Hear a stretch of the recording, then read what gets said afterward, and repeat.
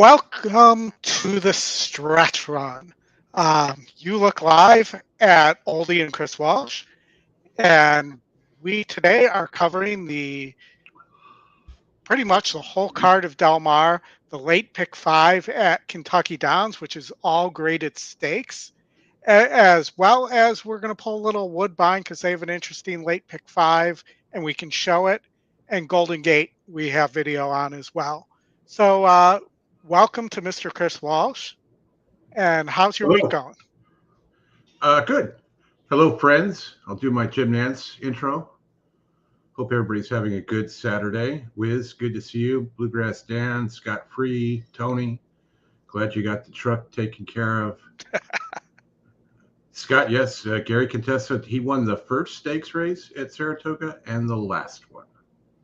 So not a bad meet for Gary. I don't think there was too much in between.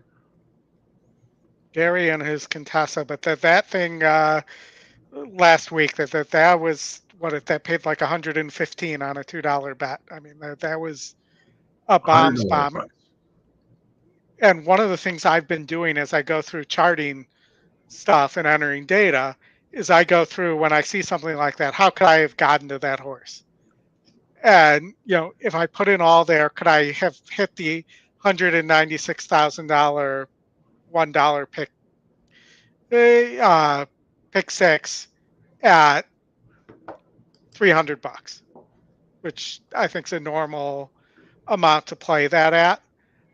But I could get to 5 out of 6. I could not get to 6 out of 6 without me already knowing who the other winners were.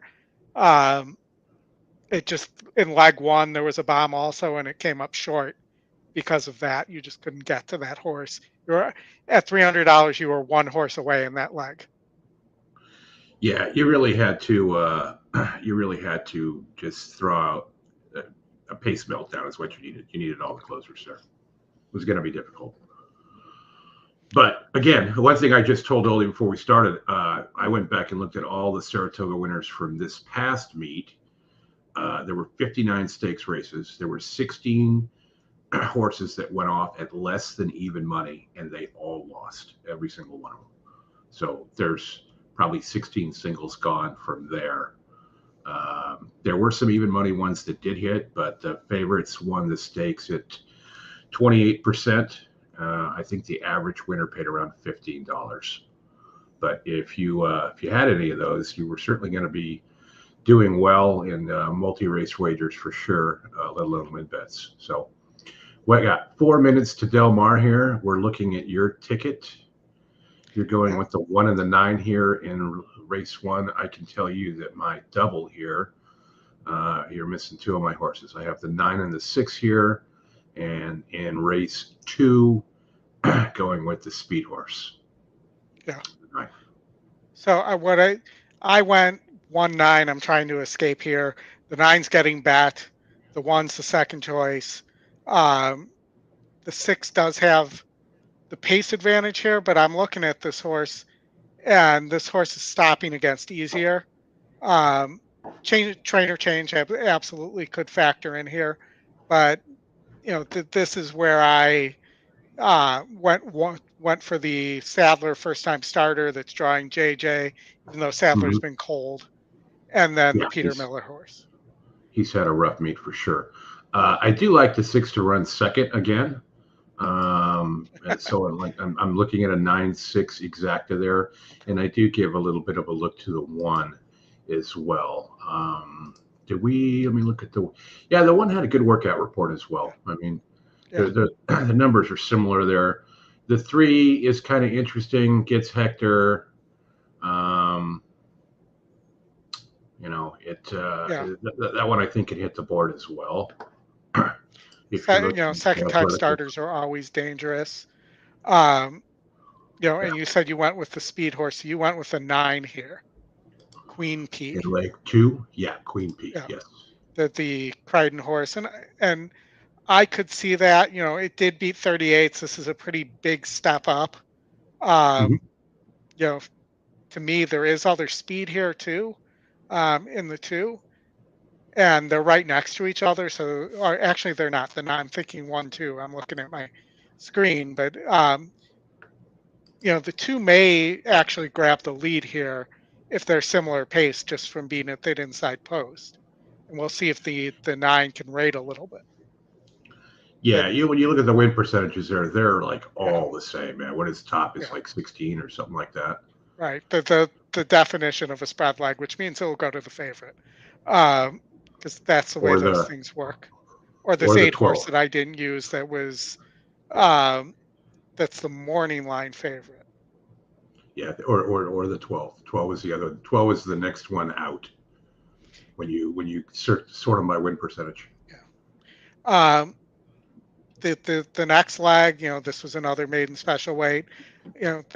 This Miller horse, high percentage draws JJ. You have the 3, and again, I'm using a lot of Sadler here too, and then the 9, the E long shot first time starter. That I like some of those back works on with Rispoli. Hello, Greg, Tony. Hello, Yeah, Jared. Alan, Jared. This is today's card. Yeah, Yeah, I hope and it is. then as I'm looking, we still got 1 minute here, so I use the 2 Bafferts because I'm really, I personally like the works better on the 3. Bruno liked the works better on the 7 in terms of where he thought they were going to finish. Mm-hmm. It does draw JJ. I thought this 2 horse, who's the E second choice, was really interesting as well. You see the morning line angle um, here, and then the top pace horse slider as well for Sadler. Again, I'm using way too much Sadler, I feel like here. Um, You better hope he has a big I penultimate need, day. yeah, I need 1 or 2 of these, yeah. And then in the juvenile filly stakes, I like the 6 for Doug O'Neill, who's almost a single for me.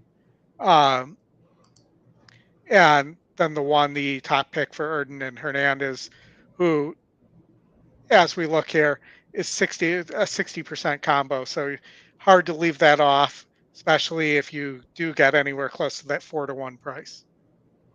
Yeah, that's a Kenny angle there. Yep. He likes that one a lot. But I really thought this European horse, second time in the country for Doug O'Neill, was very interesting here. All right, looks like they're getting ready to go. You want to pop on the sound? Remember, the sound does not work through here for whatever reason, but they're off already. And of course, my screen froze. So hold on. Let me try to get it's my 3rd attempt on it. The 6 is on the lead.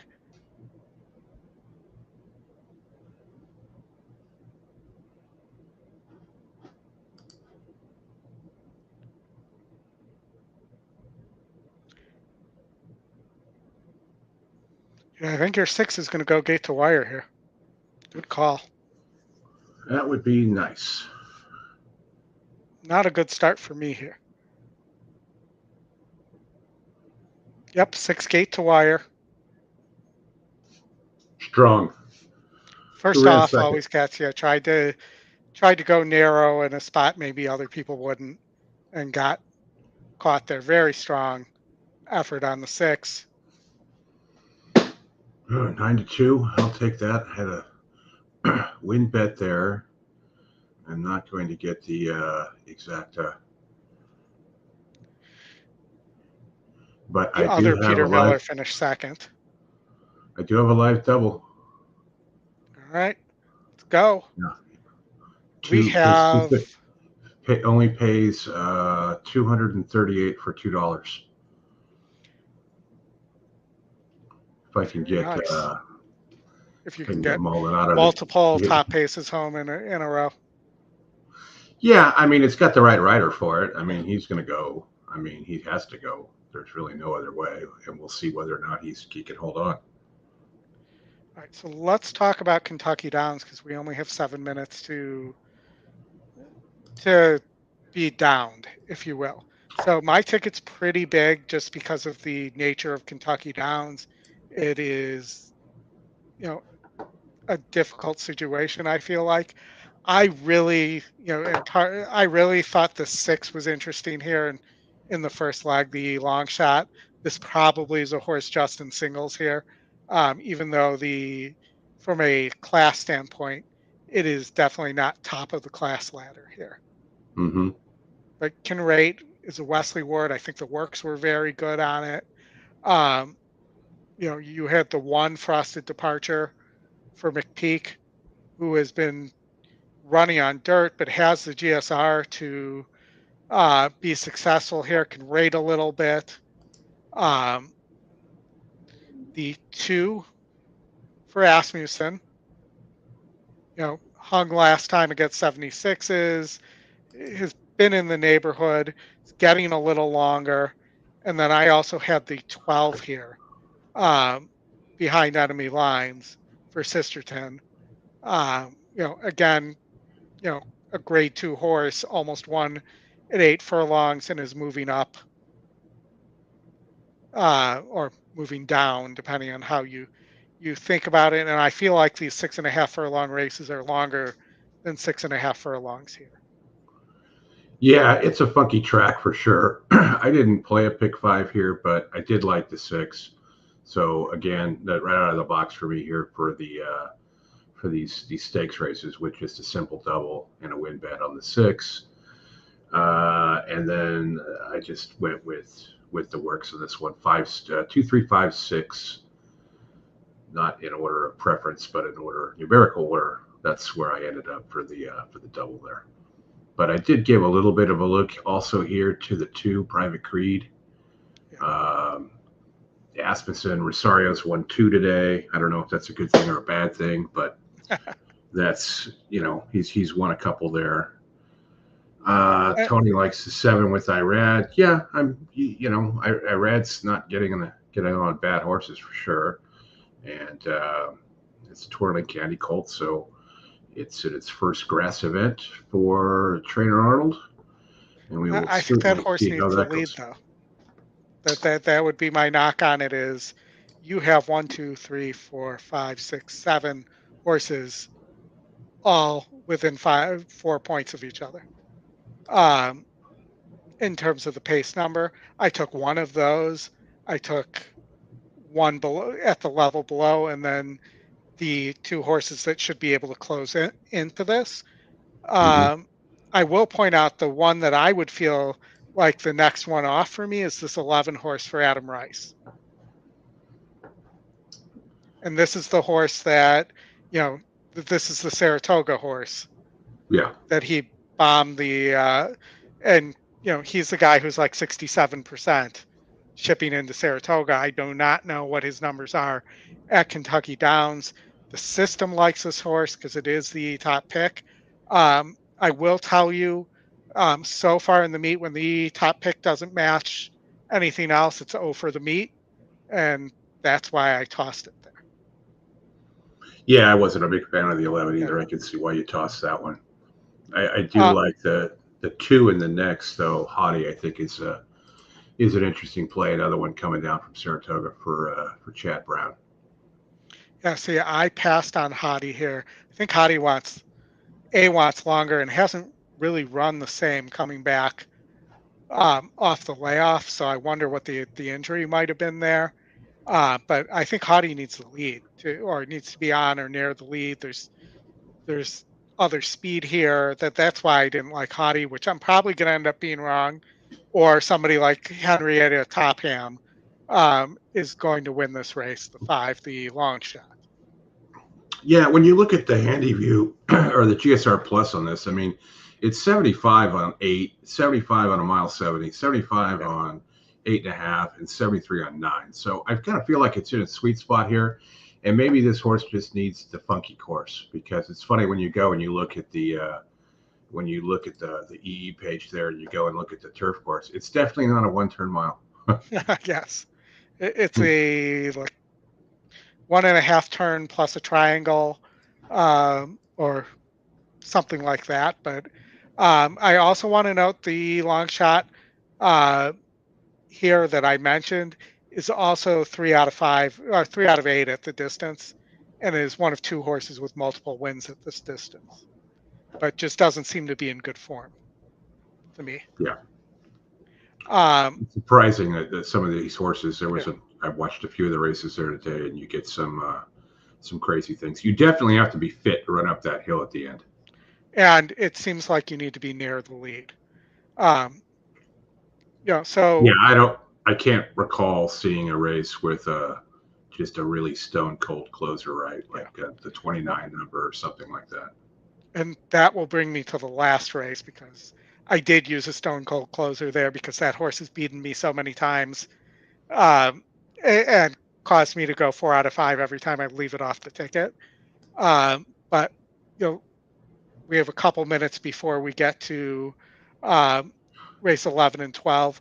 One timer, the Ravelli horse, can rate a little bit, can be on the lead, which I actually liked based on the speed here. The fact that if the horse doesn't get the lead, the horse isn't dead, unlike what often happens in these races.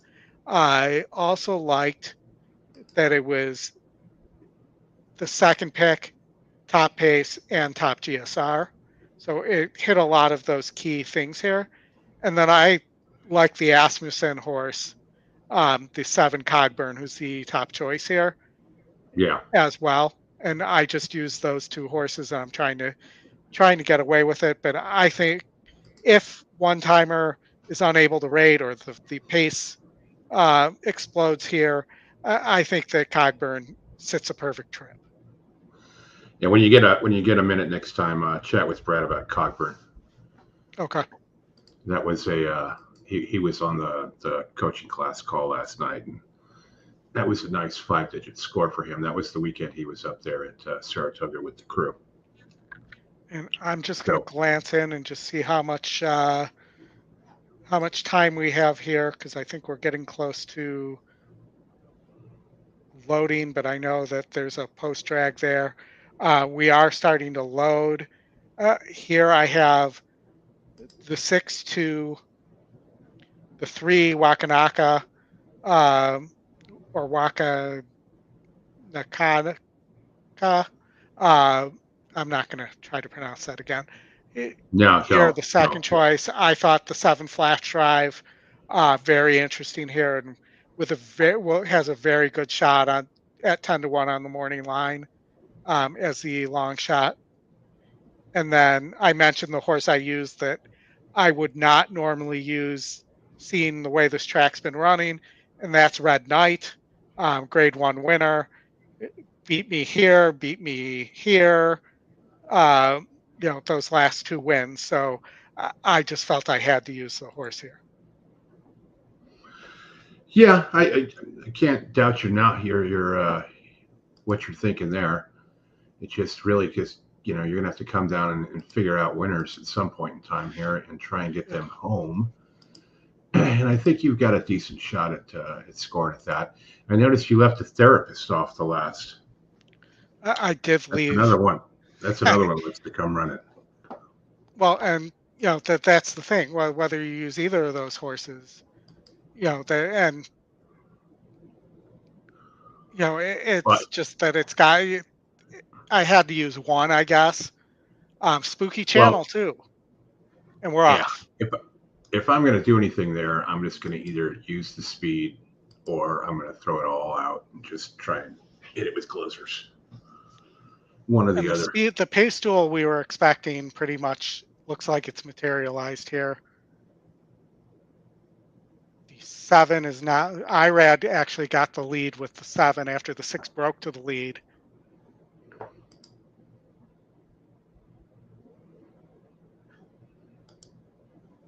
The 9 is coming on the outside. The 9's got some significant run here. It's significant odds.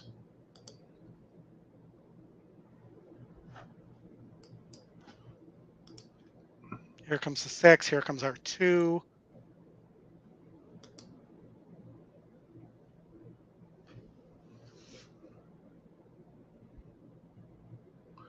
They haven't gotten any rain this year. Here comes the 12.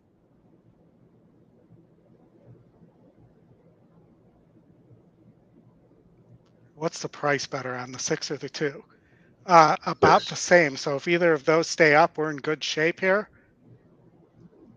I will gladly take the 2 there.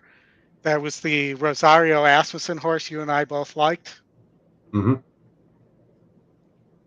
So Little Boom, we got 6-1 to open. But the 6 finished second. Say it was 2-6, I believe.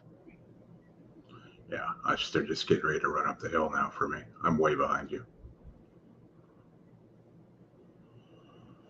I have that at the advanced track feed where I get to see the future. Nice. Too bad you can't bet those. Yeah. I was just reading a nice article about We pool almost manipulation at Prairie Meadows. If you guys almost play out went. there. Okay. We almost went to 6-12 there. I think the 7 or the 8 got third. Yeah, I wasn't a big fan of that red horse. The 6 was the one I could plant my flag on. We talked about the 2, obviously. Rosario there, third one of the day for him. Good work. Mike McCarthy knows what he's doing. And, we actually have a race coming up we can show. We have Golden Gate coming up. Here was my Woodbine ticket. I'm single in a grade 3 to the grade 2 winner, Rock Emperor, who they keep running in grade 1s, and he's not good enough. There's no real other graded stakes level horse other than the 7 that won the Woodbine Mile 2 years ago and hasn't really done anything since. If you click through here, there just wasn't much here. The 3s run against lower level graded stakes. This is the lowest SOR that Rock Emperor's run against. That's currently on the screen. So I'm just hoping to get the single there. I didn't get a chance to play a ticket at Golden Gate, but this is what I had at the gate of the Golden. But let's pull up.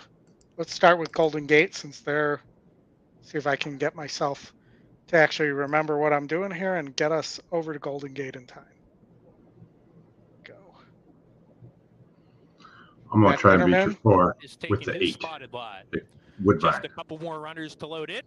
2 for 2 at the distance. I thought the 7 would have been my second choice. My Dominator at Woodbine. Out the field.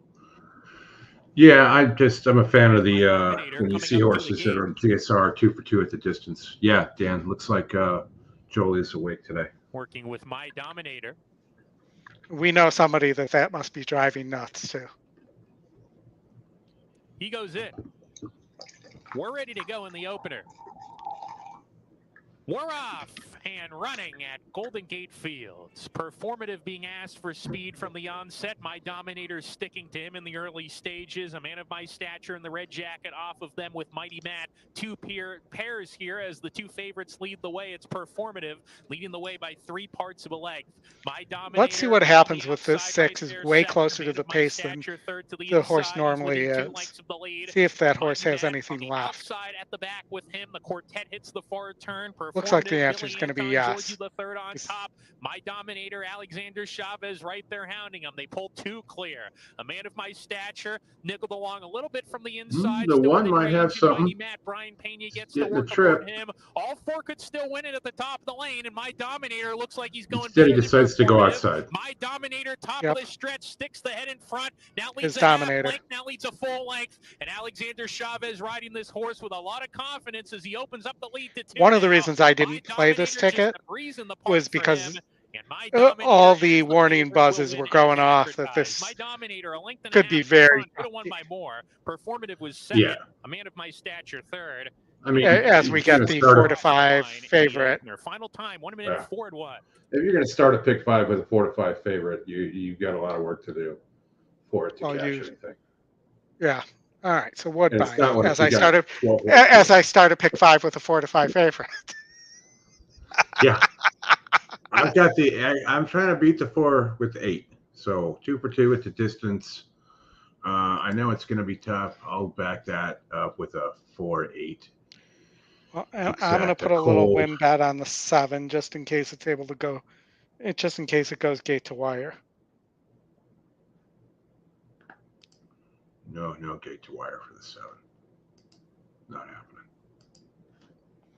And you see that my little win bet moved it down to 9-1 from back up to 10.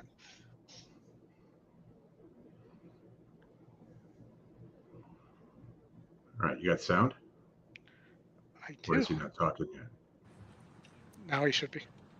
Off their race in the Patterson-Singspiel Stakes. They came out pretty evenly. Away well, Town Cruise deep on the track with Malibu Mambo. Palazzi dropped to last, but it's Dundrum who leads into the turn with Collective Force rushing up on the outside. Town Cruise 2 lengths away in third. On the inside, fourth, British Royalty, a length and a half away. Malibu Mambo. Back to second last is Rock Emperor. And off the inside last is Palazzi. About 6 or 7 lengths covers the field and setting a fairly true pace now. Collective Force has run clear. It opens up the lead to 3 lengths. Take a true pace. Dundrum in second, 1 away third. Town Cruise, 2.5 to British Royalty with the ears pricked on the inside. Malibu Mambo the outer. And behind them, second last, Rock Emperor pretty relaxed.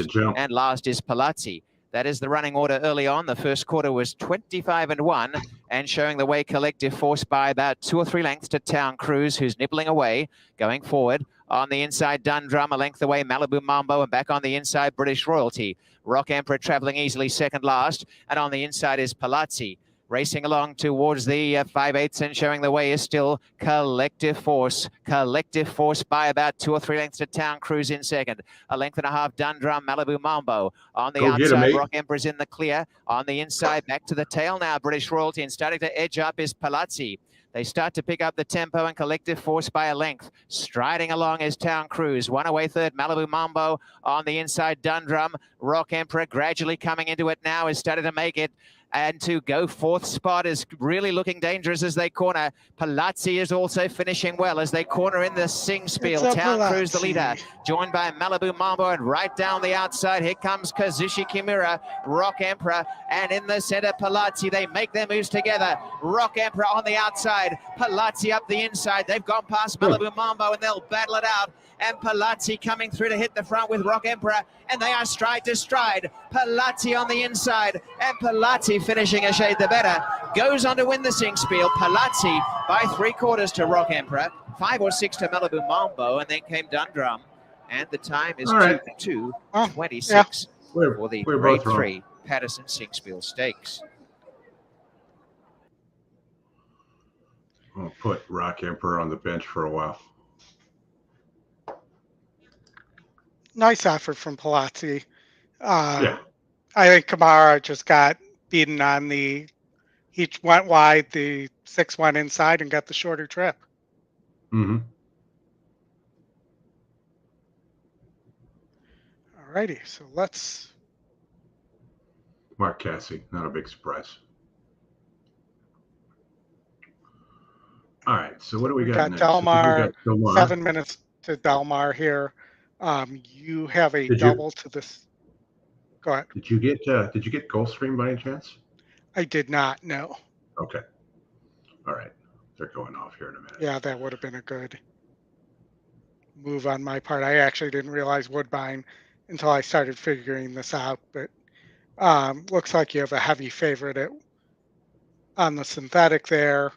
Let's see what kind of weight it's carrying. I might be going off now, but is bottom or near bottom of the handicap in terms of weight too. Jared, to answer your question, for me, the 9 at Delmar race 2. I have a nice, really decent sized double bet that'll pay stacks there. 238 to the 9. He's going to need to get the lead and keep going. Well, not sure that's going to be the case, but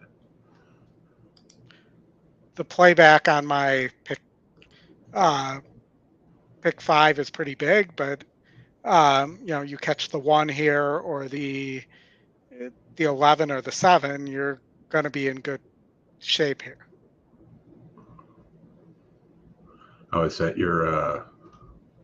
That's my pick 5 played back as a pick 4. 1, 2, 6, 7, 11.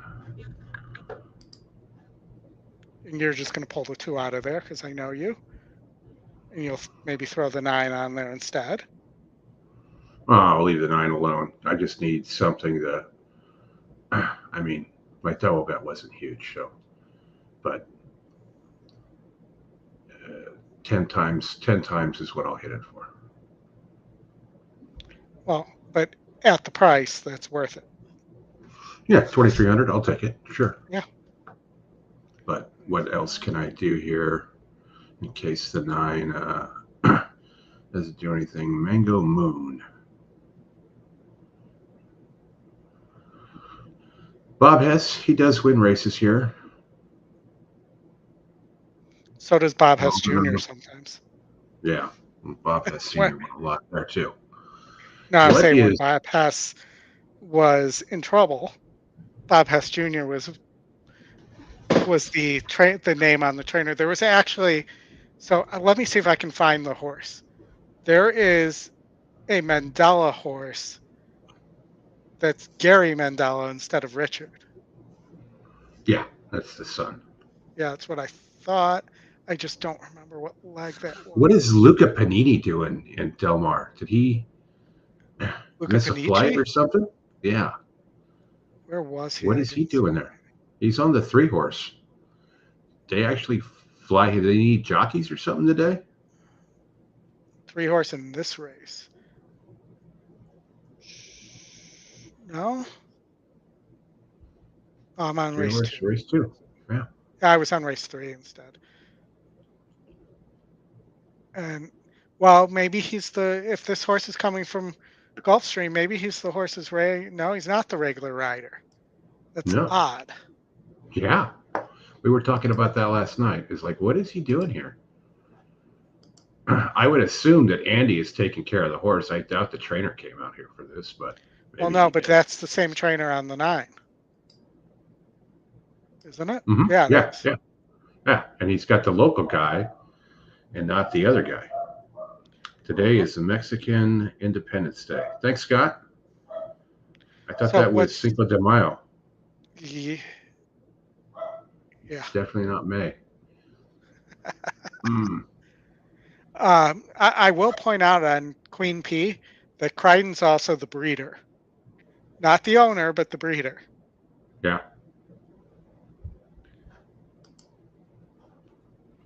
Which is interesting. What about this 4 with the Bug Boy? No chance. I mean, that's like saying, what about this? Hang on. What about this 9 here for D'Amato that is still a maiden, too? Yeah. There are a bunch of horses in this race that are still maidens. I actually thought the 11, the long shot, was a little interesting by Oscar Performance.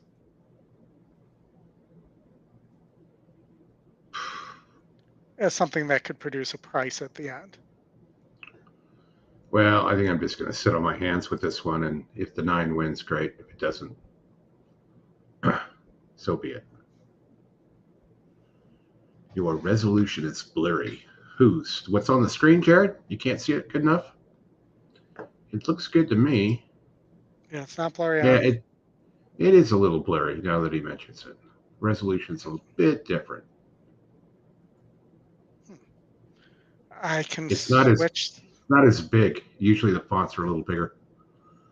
Adobe just did this too. They just redid every time I open. I can blow it up like that, but then it's too big. Yeah, the font is a little weird today. Mm-hmm. Here, let me unshare the screen and see if I can fix this. So let's go. Let's just add that so we're not seeing too much of you're in my head. Urine in your head? Yeah. Yes. Right after no balls and and therapist. Yeah, I was very careful there. Me too. I'm not saying it the other way. It is a I funny did in my charting. I did see our old friend Dick Best ran again last week. Dick Best, nice. How do you do? He did not right. win. He said Scott's saying refresh. I just did that, and I also switched monitors. And no balls just won at Colonial Downs. So Cosmic Ravelli made the right call, which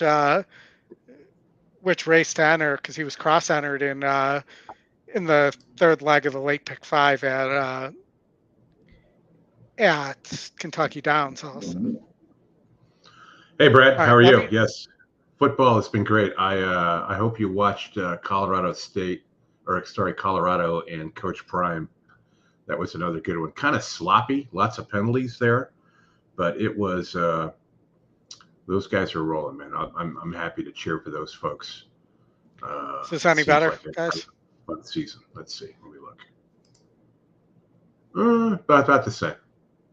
Okay. This is on my other monitor. It's blown up. It's been refreshed. This is on the higher resolution monitor, so it may just be something going on with Chrome or a font switch that we weren't aware of. But we're going in the gate. Brad, I got a double to the 9 here live. A mighty Del Mar. Let's either get the 9 or somebody like didn't even get time to say it, and they're off. And guys, hit the like button too. 1, 2, 6, 7, 11. Let's get the 11 got bet down. Like button. Like it. Yes. And right now the 10 is on the lead. The 1 is coming up the rail in second. And they're going to do a little battle on the front end here. I like that 1 a little bit too. 7 at 80 to 1 is in third. Here comes the 12 on the far outside.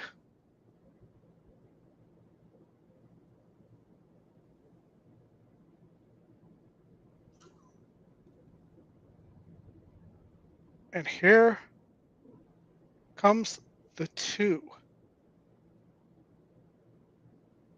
Will he get there in time? No, that's the 11. Will he get there in time? I think the answer is no, and it's 12. And I should not play any more Del Mar today. The 12 horse at... Wait, why is this showing me that... Hold on, my screen didn't refresh here. 5 to 1 on the 12. Yeah, 5 to 1 on the 12. Okay. And that's 2 for... That's a riding double for Herrera, right? He was on board the first horse as well. I don't think he was on the first horse, was he? I think he was. No, Tiago Pereira. Okay. Yeah. Herrera and Pereira, I got them confused. Herrera, a riding double. Maybe a Losal.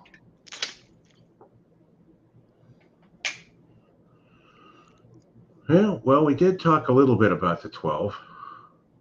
And we talked about that was the next off in win percentage that you mentioned. Mm-hmm. Your 9 never fired. My 11 couldn't get there in time. No, but you're right. If you sort those by win percentage, that was the next one because you had the 1, 2, 6, 11, 7. Yep. Then we talked about the 12 and the 8. All right. Devil Dog. Semper Fi. He's moving on his pick 4. And we're looking at Kentucky Downs. We're 14 minutes away. We got some time here. Maybe let's talk about Canterbury because they have a big time card today. This is like I think the Minnesota Champions Day or something like that. so that they have, I think it's 6 stakes races today. And this is when they typically have that Big 10 contest. I did not look to see if they're doing it this year, but this is usually the big day for that contest. Not the biggest fields, but not the smallest either. And Canterbury is a low takeout track. So, if we can reward Canterbury, I think that's a positive for everybody. I had not played any Canterbury this year. The fields have just been not good. But we'll take a look at the first race. And interestingly, there's no opening pick 5. It's a pick 4. So let's. Easy decision for me. I'll go with Lindy. Cool Karma. All right, so let's look here. Stagecoach Boy. I did glance at this a little bit. This horse likes to hang. I really like the 1 here. Nice, Steven. Hit the early pick 5 at Kentucky Downs. What did it pay? I think Art hit that. Paid a lot. Did it? I think so. But I don't. Let me remember. go look. Alligator Kentucky Downs 5. 24.70.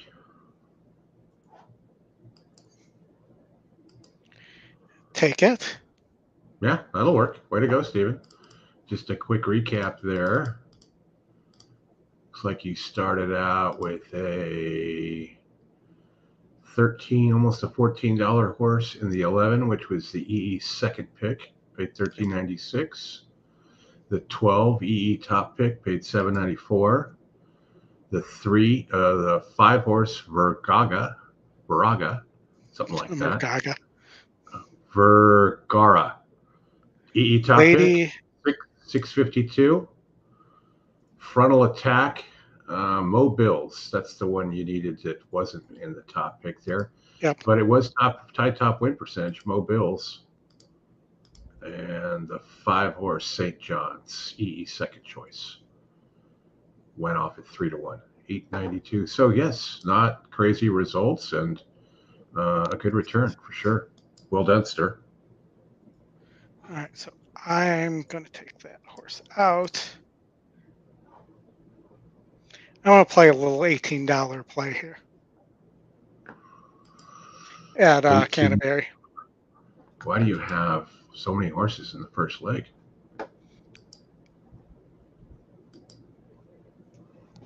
You're telling me there's something here? How many are in here?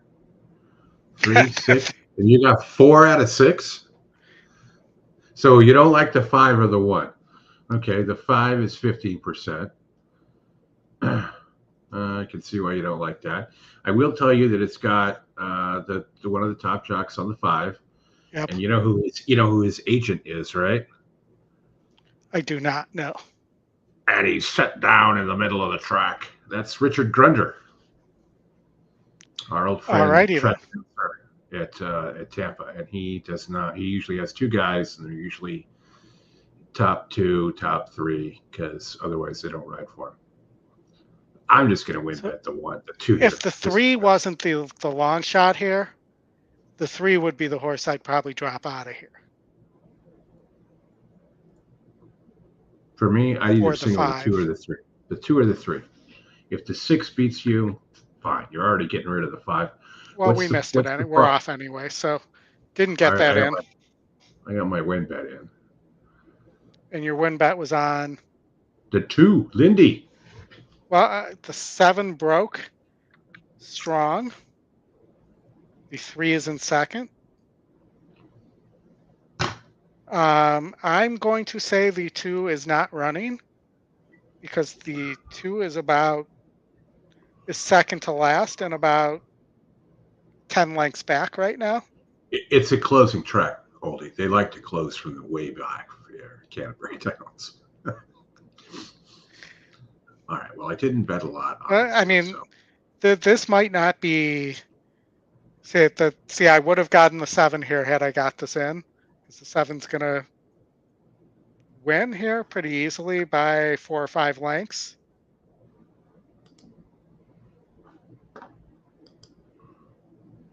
The 3 finished second,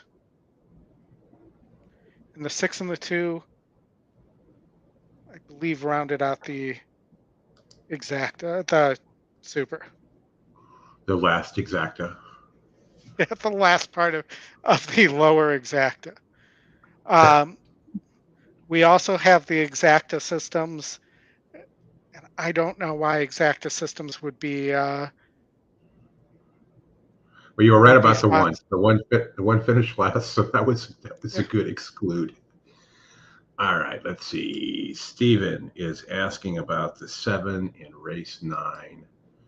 7 in race 9 at what track? Del Mar. He said Del Mar. I did not see that. Okay. Let's look at Del Mar. Alligato. So it's the top pick. It's second win percentage. It's what? Ran once at the distance, came in third. Hernandez. Looks like a money burner to me. Hernandez is going to get a lot of money. It's going to take money for sure. Well, it's been the favorite 2 out of the last 3, or 3 out of the last 4 times. Hasn't been above basically 2.5 to 1, and hasn't won any of those races. Yeah. So to me, that this is the definition of a money burner. I think it goes off close to that 5 to 2 morning line as well. But this would be the type of horse I'd be trying to beat. Yeah, I'll tell you the one I liked the most after I got the workout reports this morning, watched a few replays and whatnot, is the 6 in race 7 at Del Mar. Turner Loose. Oh, race 7. Okay. Yeah. Help if I could click on 7. Interesting, though, because do you think Turner Loose is the same horse? I remember that horse when it was running, when California Angel beat it at Keeneland. That was a great race. That was, and I think California Angel hasn't won a race since then. No, correct. This one you got top GSR, and not top GSR, but it's 74, and it's trying, the only one of 2 horses trying the distance for the first time. D'Amato knows what he's doing. He can get these horses to fire. We went over this last night in the class. I know Brad was on, and we talked about this one quite a bit, and I do think it has a good chance to improve. I realize it's East Coast turf form, which maybe not as good here, but it's a small field, and I think Frazier's going to have them forwardly placed, and it's not going to be the favorite. The 4 is. I've liked the 5 for a long time. But I think it's going to take a lot. It's going to take a lot of money as well, and it's stepping up here, even though its GSR is good and whatnot. The source is in line, but for me, the race 7 is one where you got 6 horses in the race, and if you're building multi-leg tickets, the more you add here is the less you can have in other places, or you're just going to blow your ticket out. Right. And I was looking closely at this too, and for me, looking closely at this, D'Amato's 0 for 12 with Fresu. Am I saying that right? Fresu. Fresu, yeah, whatever you want. The guy that can't. Let's just call him the guy that can't count to 6. And it looks like JJ had his choice of probably the 2 and the 3 here, if not the 2, 3, and 6. Yeah. And he's 28% with D'Amato. So in my mind, if the 6 was truly live at that 5 to 2 price, which concerns me, that 5 to 2 price too, I would think JJ would be on that horse. I don't love the 3 either. The system likes the 3. I was really 4-5 here. Yeah. I mean, the long shot's not impossible if it runs back to its wet turf form. It just seems like this horse wants wet turf. Well, let's get over to Golden Gate. We got a minute to post. 1 mile on the synth, 6.5 claimers. 14K Your favorite. first. I know you love 6.5 claimers. I get up for these every morning. The first things I look at. I mean, you text me every morning with a list of horses in 6.5 claimers. Well, my first look, especially at Parks, that's your favorite place to play 6.5 claimers. Yeah, Parks. Parks, the Pennsylvania Derby is becoming up. That's what they said we're going to send Mage. So for me, Golden Gate is just a small win bet. See if I can get back a couple of bucks. I'm going thinking with on the 4 here. Yeah, first time at the distance. Yeah, no, I could see the 4. I'm just looking to see if there's anything here that might be able to rate a little bit. I was a little interested in the 3, the long shot at 9-2, and that's probably where I'm going to take my shot here. Coco's mom. Is that who you're going with? The 3? The 3, Coco's mom. Yes. You like that, Wiz? Yeah. Big Parks fans. We should do a Parks only show. I'm going to tell Scotty. Chris really wants to do a Parks only show. Yeah, well, too bad they don't. And we want to have. We're going to play both ends of the jackpot. Pick 5 too. Yeah, and we've got Kentucky Downs ready to roll here as well. They're loaded, getting ready to load there. So everybody kind of we can watch this the Downs. I believe were 137. I bet the 2 to win at the Downs. I told you that before. Yeah. Mr. Walsh, good to see you. You like the 5. Henrietta Topham, huh? James Grant on the turf. Can't knock that at all. That was the horse I mentioned that I thought was scary to me there. None of them are scary. We're going for the question is Kentucky Downs just started their load and they have 7 horses to load. Will they get done with their load before Golden Gate gets these last 2 horses in? Probably not. Golden Gate is the slowest loader in the biz. Yep. And it looks like they're almost going to. We've got 1 horse left to go in at Kentucky Downs. They are all loaded, but Golden Gate opened the gate slightly first. 5 breaks the lead, 1 on the lead at Kentucky Downs. Hey, like button, people. Hit it. And then log into another account and hit it again. And then call your mom and tell her to go sign up and log in and have her hit the like button too. I think Colonial should run like a turf race with like 40 horses. The turf course is wide enough. Yeah, it is. They also actually have a pretty wide dirt course. Yeah, it's got a wide stance.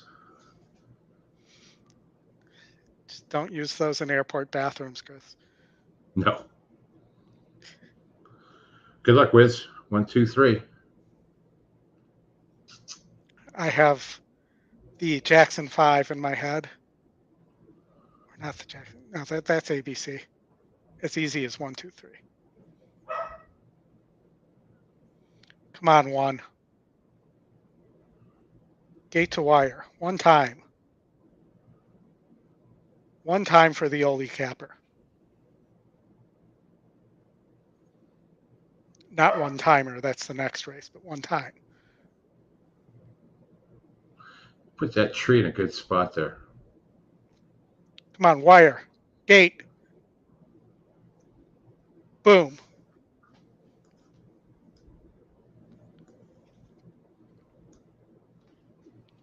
So leg 2, we got 6-1. But let's see in the doubles how that actually, because that was a 3-1 morning line. That was doubles pretty good. I wish I had the double there. Wiz got the double. So the 2, 3, and 7 were all better prices, or were all cheaper, lower payouts in the double. 2 was significantly bet in the other multis too, more than the 1. Yeah, that was the best for you. Both Mikes had the 1, Wiz and Oldy. And yeah, Brad, you were right. 2 needed to get the lead and wire them. Yeah.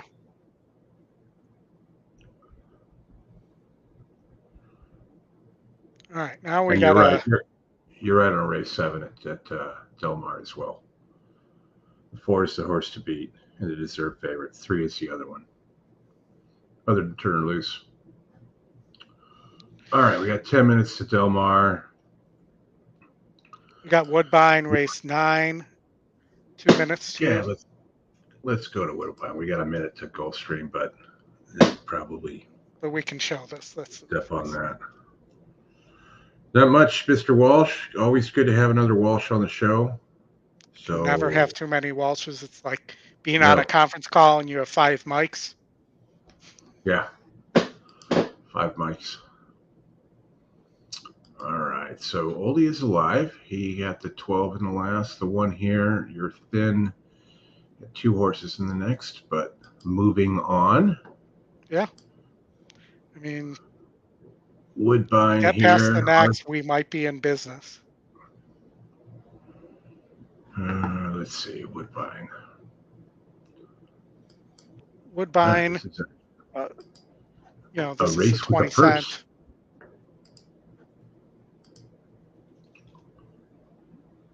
Yeah, that is a nice purse. 117,000. Not bad at all. I like the 4 here, frosted over. Not to be mistaken with the 4 frosted ogre. Yeah. Which you could easily mistake it for. Boy, all these horses run a bunch. Shug sends 1 up there. And look at the 1 a little bit. You know, the 5 is graded stakes placed. The 1 was as well. And Kimara jumps off the 4 to ride the 5. Is that our transportation secretary that's trainer? The starting gate, race number 9, presented by Greenwood State. Yes, he's a Canadian trainer. He runs a Department of Transportation for the United States and trains horses in Canada. That man gets around. Yeah. Well, I guess he's got the transportation figured out. Right. That was going to be exactly my point. Huh. I mean, Woodbine, race 9, Devil Dog. He's likes the 1 and the 5 here. Start his pick 3 on our time. Yeah, of course, Scott. It's always on our dime. Don't be ridiculous.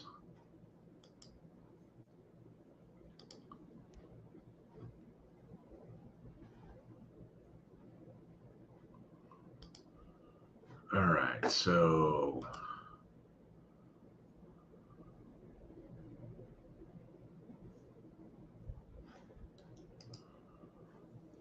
here we go. It's showtime. I didn't bet anything here. I ended up going 1-4 here and just playing back the rest of the pick 5. I'm hoping the 4 breaks well. Did not. But it's going to rush up. He didn't really rush up. He got out okay. Yeah, but needs the lead. You ain't gonna get it. Nope. Somebody forgot to tell the jockey. The 6 is the Shug horse. Mm-hmm. We do not have any record of this horse on the lead. It's usually trying to press. When it breaks, okay. Five's gonna win.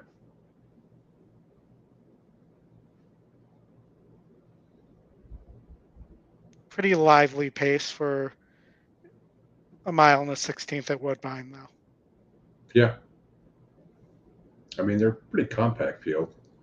The one, get a little busy on the one here. 4's trying to get the jump. 5, no. Running in place. They're all kind of running in place.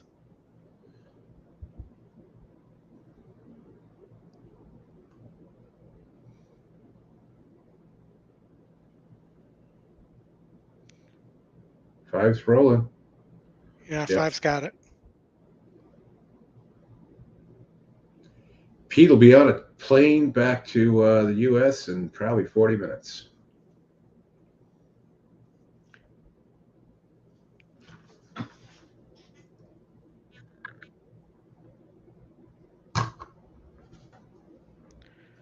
Alrighty. Those are pretty easy sometimes, right? Yeah. When you look at that, you see Kimura getting off one and going to the other. Del Mar. All right, 4 minutes. You know, I like this 5 a lot. I think this 5, who is not currently your favorite, was going to run well and had a good shot here. I also think, you know, if you have a low GSR on this 4 horse who's your favorite, Maldonado's riding instead of JJ for Erden here. They're not nearly as prolific. This race is a mess. Everybody, just about everybody has a decent workout here. Well, yeah, and I was looking at the workout report and thinking, why even bother? If you're going to give everybody a 3-star work and not give me any notes. Yeah. But I mean, I could roll with this 2 here. I was going to say value play is a win bet on the 2. Yeah. Or a win bet on the 7. But the GSR, excuse me, the GSR is not great on the 7. Granted, there is no Secretariat's not walking through this door in terms of GSR. No, Kurt Hoover and the 3. Kurt and his Hoover. Kurt and his Hoover and Dave and his Weaver are both on the 4. All right. Well, I don't like the 4. I don't like the 3 or the 4 either. I don't like the price on either one of them. What is next here at Del Mar, the 4th race? I mean, so why not?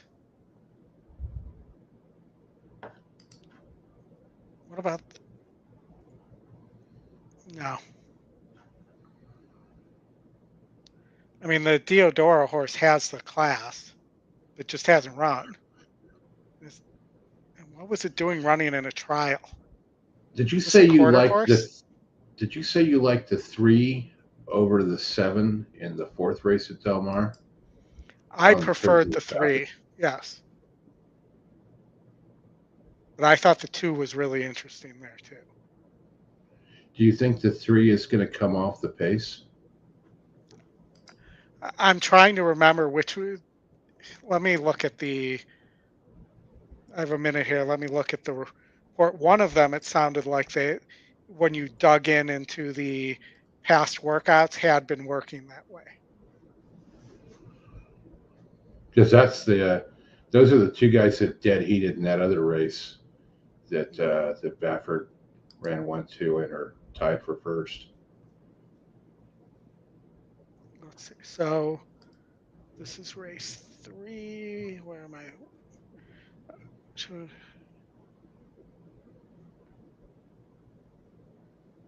So the 3, I think, needs the lead.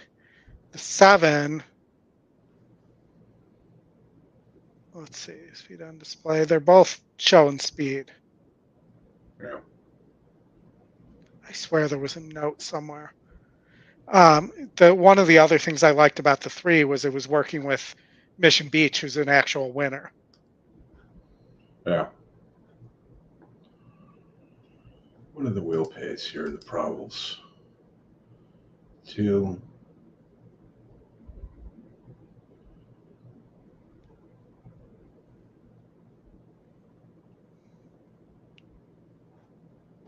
Oh, I'm at Woodbine. I should click on the correct racetrack. That usually helps, yes. Because I was like, wow, those probables are good. I may go all. All right, back to reality. I'm just playing a little double here. The 7 and the 2 to 2, 3, 5, 7 in the next. For me, it's the 2 here to both Bafferts and some place bet on the 2. And we do have your roll tide horse here, Sister Cousin. Oh God, not the roll tide. I went to that one of the was it the Rose Bowl? It was when they played Texas, and Colt McCoy went out in like the first series, and I had to hear roll tide all night. It was not fun. I'm sure it was not fun when that coach who actually didn't actually coach a game was hanging out in the strip clubs drunk, screaming that too. Yeah.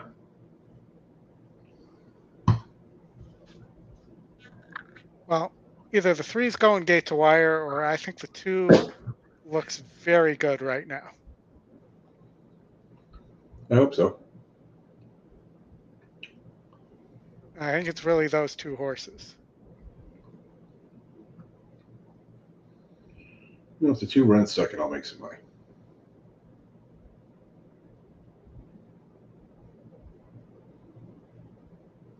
Want to go wide enough to get by. It's going to be close. We're not going to get there in time. Just missed. 2 run second. 2 ran second. Would have been really nice for the doubles. Yeah. For me. 2 lost by about half a nose. Yeah, they're in the stretch for me right now. Oh, you really are far behind me. Yeah. We're just getting to the wire now.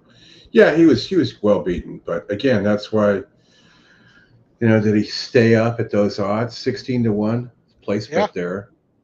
That'll work. The 3-1, 2 ran second.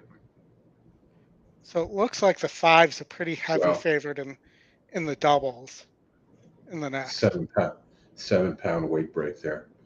One thing I was looking at the DRF article, because they're starting to race in Hong Kong again, and they don't have claiming races over there, so the racing office sets everybody with like a level, and like one of the first races there, it's like a 12 or 13 horse field, and there's one horse that'll be carrying 20 pounds more than everybody else, and they expect it to be even money. That's crazy. Yeah. 20 pounds. Trainers here would freak out. And no, you can't do joint injections over there, so they freak out even more. Well, and just thinking about it, and that was one of the things I was pondering for, as we have 2 minutes to Canterbury here, was, if we're really doing what's in the best interest of the horses, should we have claiming races? Because claiming races encourage owners and trainers to run horses that may not be sound, to get rid of them and hope that somebody claims them. and they slide through the medical. Well, yeah, you could say that about the Kentucky Derby as well. I mean, we saw that play out this year, right? Yeah, but I'm just saying in general, like the general it doesn't sense. matter. You have to figure out what the rules are going to be and how you're going to apply it to everybody. Yeah. And then, is it 30 days for joint injections? Is it 60? What is it? And I don't know the answer to that either. I mean, I'm not a veterinarian, and I'm not a veterinary scientist either. More to the point. Nice hit, Jared. Yep, we're trying to be on point. Trying to find the prices and stay away from all the noise. All right, are you going to take them through Canterbury? Because I got to run out. I am, and let me mention, too, before you take your headphones off, that I'm playing Justin in fantasy football, so I'm going to talk a little trash when you get back, too. Yeah, I heard about your fantasy football draft, and I heard that the Yahoo AI review was not a big fan of your draft. Yeah. The best season I ever had in my life, 16-1. I got an F from Yahoo Draft. The Yahoo AI has never been good at projecting down the draft board, let's say, and also doesn't understand keepers and things like that. So it often throws the ADP, and it's basically their draft grade is almost exclusively based on ADP also. And if that were the case, you'd win every time just based on having drafting the right, what the ADP says. It's like picking a favorite. Is that the payroll company, ADP? It's not the payroll company. That's average draft position. I know. I'm just kidding. I'll be back. All right. So Canterbury, I'm just rolling back what I didn't get in. The 1-3-4 over the 3, over the 1-2-4. I played for $2. Just to have something going between now and 20 minutes from now when we go back to Kentucky Downs.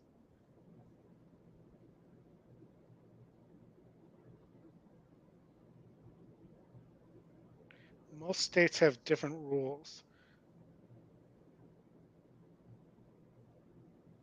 What rules are we talking about there?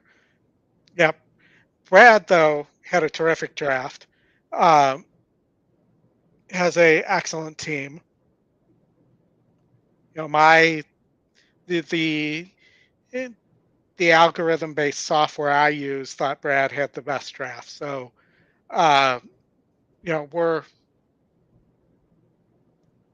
going after it. We'll see what happens. I already may have an injury because I have Darren Waller as my tight end, and he popped up with a hamstring issue yesterday. But, I think to beat Justin, as I'm going to talk a little trash here, maybe Justin will tune in. But to beat Justin, I think I just need steady points. I don't need any boomer bust or boom bust type players. And I played my lineup that way this week, looking for steady points because he does not. Because at least on paper, I don't see the long shots, if you will, of fantasy football on Justin's team that could blow up a board. I will say later in the season, he made a lot of good late round running back rookie drafts, and they're guys that aren't going to see playing time until later in the season. Yeah, it definitely does, Brad. I mean, playing in a keeper league, and just managing I have a chance to win this year. Do I go for it, or do I stay where I am and stay put? Those are the tough decisions to make, and protect your keepers because there have been times in the past where we've had people with high keeper values make trades in order to better their team for this year when they're going for it. Jared, I did see that no Watson tomorrow. Also, possibly no Bacatieri, the left tackle. I believe he missed practice on Friday as well. Yeah, your tip for me on that rookie at Kansas City, he crapped the bed pretty good yesterday. Yeah, he did. That's like the lowest rated thing ever. All right, so where are we at gonna here? Just waltz home, or yeah, the two hung on. So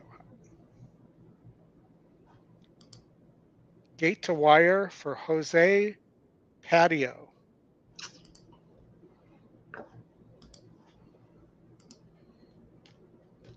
Jose Patio. Which you could see that this is a possibility. Harry Hernandez, excellent jockey there, but that horse just ran off the screen, ran sub 23 opening quarter, sub 45 going a mile and a 16th, and hung on. Was Paul on screaming? Probably. All right, so let's see here. We have Golden Gate coming up in 6 minutes. The gate, always golden. Colonial Downs in 3 minutes. We got a 1-5 shot here.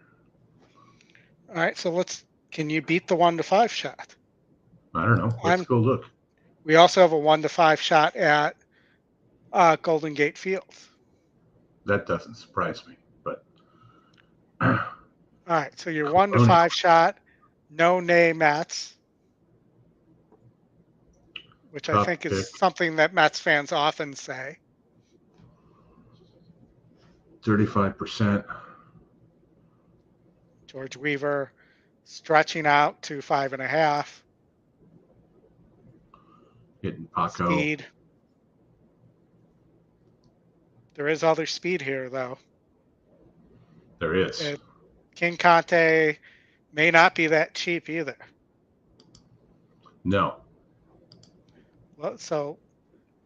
First attempt at the distance for the 5, and it does get top GSR.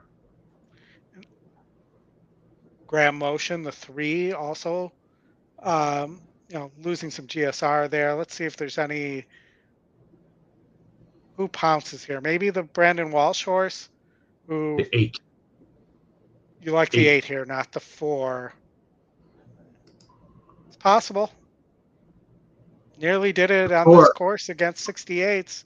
Should get pace to run into. The 4 is just getting crushed with the GSR decrease.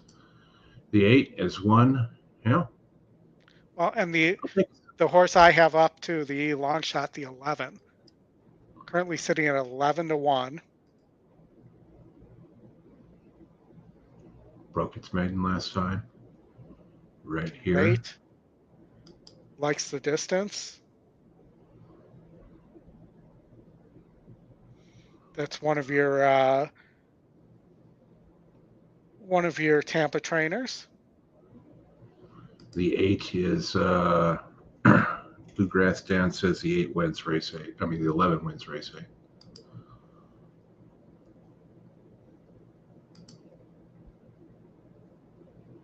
Five furlongs. Won a minor stakes at Monmouth. Paco rides. All right, I'll buy it. I'll bet a little on. You're buying a little on the 8 or the 11? Buying a little on the 8. I'm going to buy a little on the 11. I'm going win place show there. That is the favorite in the exactas for $8, 5.11. 5/8's paying 18. I've often said, for whatever reason, 5.5 is a tough distance to go gate to wire at.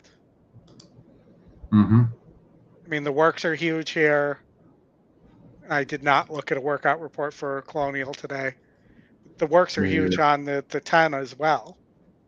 I think both these horses are going to be sent.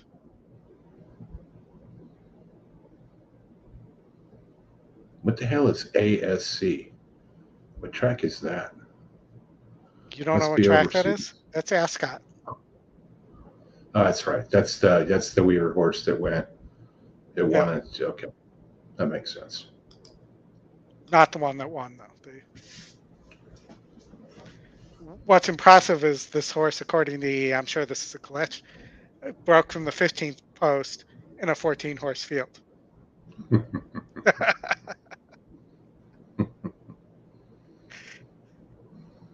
It is Virginia Derby Day at Colonial Downs as well. Their handle has plummeted.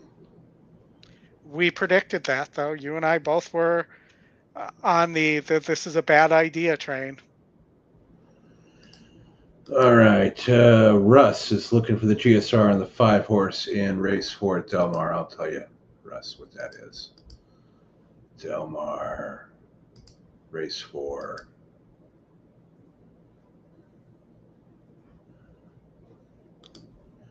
GSR is 61. Third place, 78, 64, 61. We are in the gate at Colonial Downs. We are also in the gate at going to the gate at Golden Gate. So I'm going to switch over to that as well so people can watch that. I thought the heavy favorite at the gate is pretty good as the light is going off there. The red light is on at Golden Gate. So 10 minutes till when they start. I agree. Yeah. Dogs are barking. That must mean the wife just got home. But, I would say this is why the one is 1 to 2. Unless there's some hidden speed here, this horse is just faster than all these other horses. Might be a little hidden speed on the 5. They're taking their sweet time at Colonial. It's still possible for Golden Gate to get off first. Would be a feather in their cap. I would not take the that 5-horse at the 6-horse. I think he said. I wouldn't take that Sadler horse as the favorite. But I think he asked about the 6, not the 5. So the 6 is a 58. Russ. Why is that horse the favorite? The 5? Yeah, no, the 6. I thought you said the 6 was the favorite. Golden Gate did break first. 5 is the favorite. Yeah, they're still monkeying around at Colonial. Yeah. All right, the 1 is on its journey. By the way, I put the hockey stick out. We got hockey season starting soon. Going to be a long year for the Blackhawks, even with having had the first pick in the draft and the next Gretzky person. Yeah, and when I say next, there's always a next Gretzky. Well, they still haven't left the gate. So. Golden Gate may finish. And 6 is making some noise there. But the 1 really hasn't started to kick. Okay, the starter's going to run out. He's standing up in the 1. On the 1.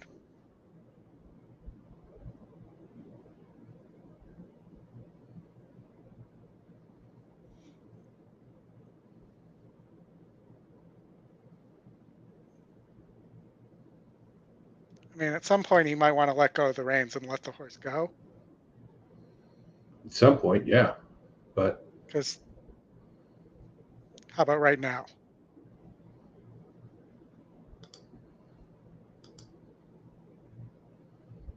6 has got a shot here. Not going to get there. Strides are getting long. I think he held that horse too long.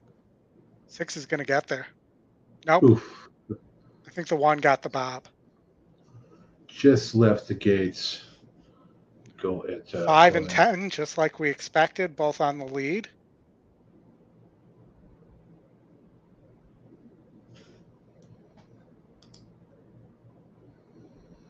Camera guy. He's putting both of them in the frame.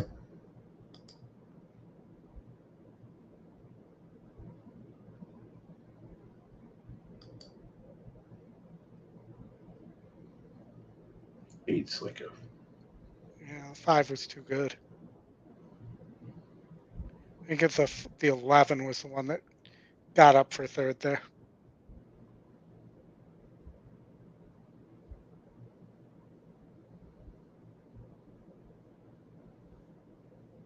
Dead heat? No, I don't think so. I think the 1 got the nose down. But hard to tell from that angle. Yeah. All right, 5 minutes to Kentucky Downs. We have the 1 one-timer and the 7 Cogburn. Brad, you betting Cogburn here? You still on?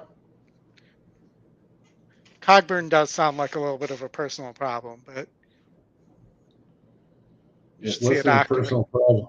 It wasn't a personal problem for him. Wow, dead heat, they're saying. Not at 3-2, he said. Cogburn is 7-2. Cogburn is 7-2. Dr. Zempf is also at 7-2. And nobody else other than the favorite one-timer is below 4-1. Now below 5-1 because Dream Shake, long-time West Coast Peter Erden horse that's been passed around. Passed around, that doesn't sound good.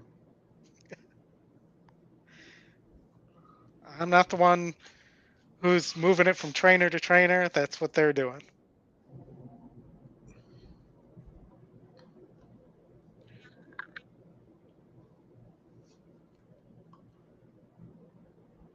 Looks like the 1 got there, got the nose down. 1-6.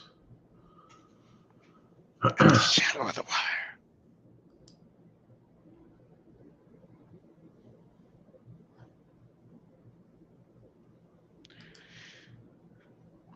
So what do you think happens here? You think front run the Fed or Olympic runner bombs this whole thing? I don't know. I mean, I think Cogburn's got a really good shot to win this. Yeah. Our doubles master is looking at doubles here, so maybe he comes up with something good, because I think there was 3 horses in race 11 that we talked about last night. Yeah. All right, so I'm going to put you on mute for 1 second while I take the pit stop this time. All right, sounds good. So looking at race 11 to do some kind of double into. Yeah, Cogburn did beat No Balls at Detroit at Saratoga, and No Balls did win earlier today. So it definitely elevates him a little bit there, I think, for sure. Baystorm, I kind of like that horse as well. Let me go look at doubles as well here from the 10, race 10.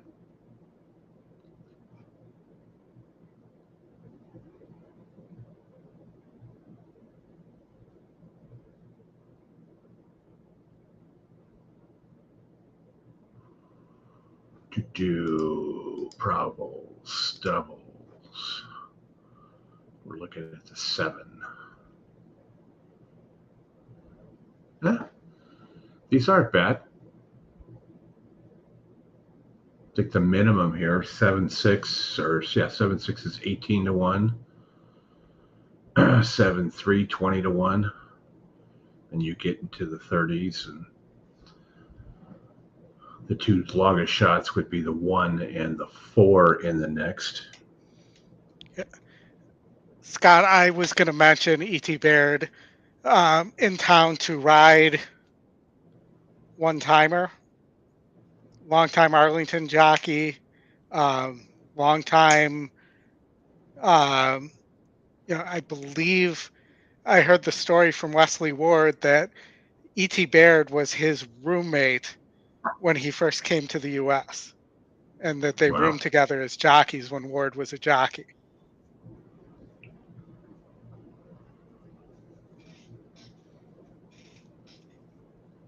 And he's also a long time AARP member. I was going to say he's also a long time. How do I want to say this carefully? He enjoys a beverage of a certain style in a similar manner to Kent DeSorma.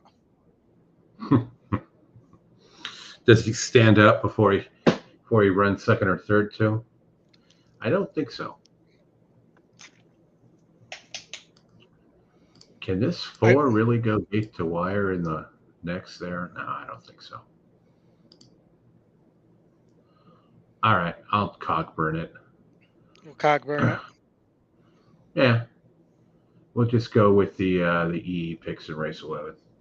Cogburn over 637.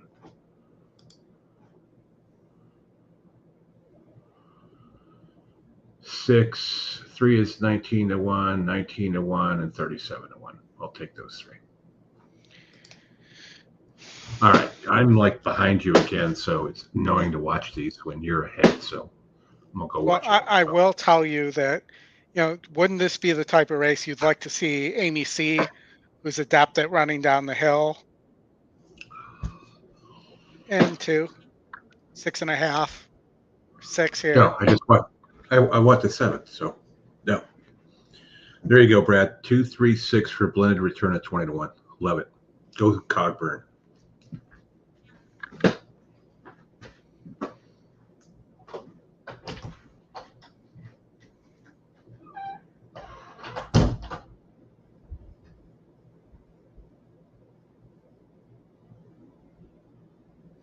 And they're off.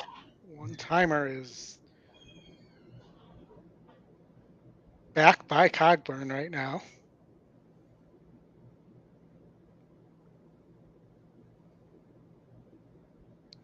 The 4 Bad Beat Brian is on the lead. Also an Arlington jockey and trainer.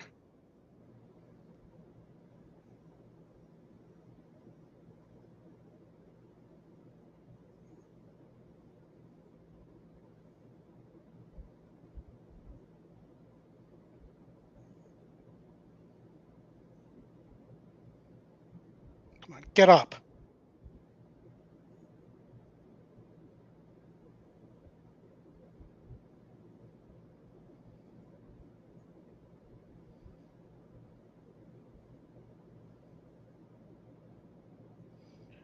Ooh, 9 or 1?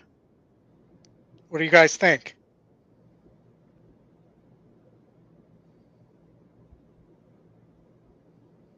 Chat? Jared thinks the 1. I'm not sure on the Bob. The camera guy thinks the 1.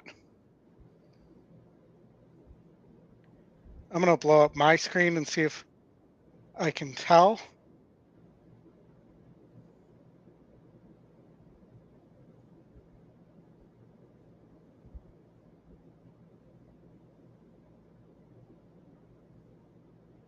It is the 9. Womp, womp, womp. Gear jockey. Longtime guy. Doesn't usually get up.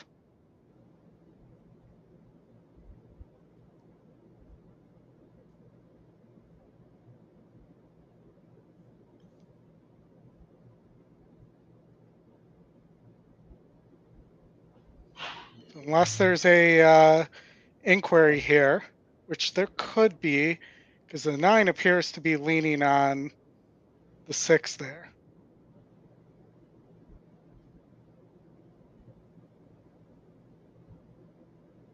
but I've yet to see an inquiry here.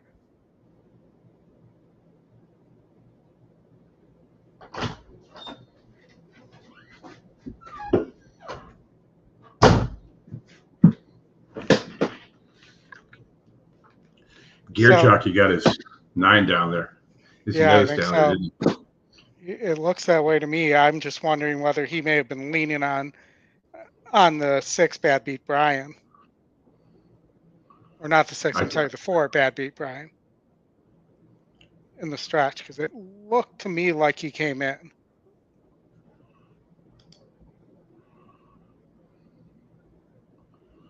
Gear jockey, 1 for 3 at the distance. GSR in line. Soar in line. Long time horse that normally loses these types of finishes. Mm-hmm. Lisconnell's been riding well. Yeah, sorry, Brad. Yeah, I hear you. Coming up that hill is tough. But we did get Brad to break his maiden this meet, I think, at Kentucky Downs. He was off so close to getting the narrow leg there. Yeah. Those sprints are just nuts there. All right, we're getting ready to go to the gate here. I'll monitor the downs. You want to get us tuned up here for Del Mar Race 4? Del Mar Race 4. We got 2 Baffords. Neither are the favorite. The 5 is 1-2.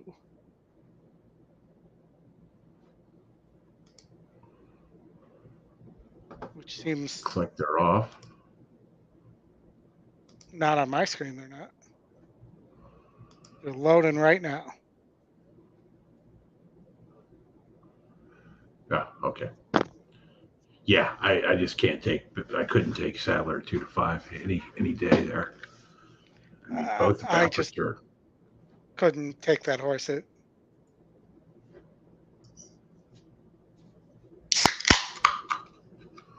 Yep, 23-1. We see that from time to time at the Downs. Yeah. The old grizzled jock knows KD. Hey, are you guys not hitting the like button? As Razor would say, hit the button. Hit the button. 5 broke to the lead. The 2 is right there with 2 got the lead. We talked about EJ won the cup. Omaha Beach.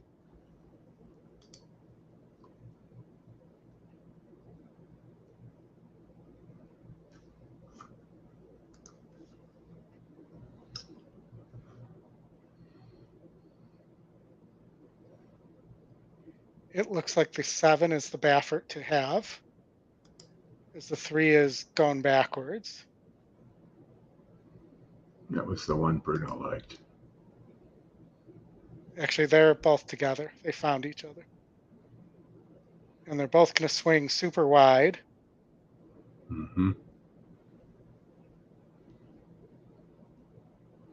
What's that big pile? The 5's going to get the job done.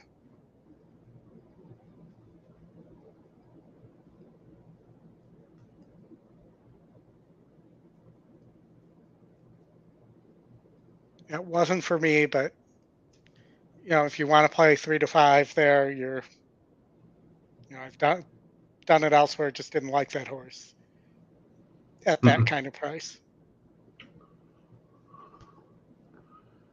Well, it's 0 minutes to post at Saratoga Harness. If you want to go over there. No, thanks. I kid. I kid. All right. I think we got some time here. Did we miss a Woodbine race? We did, yes, I believe. Let's see, where's Woodbine here?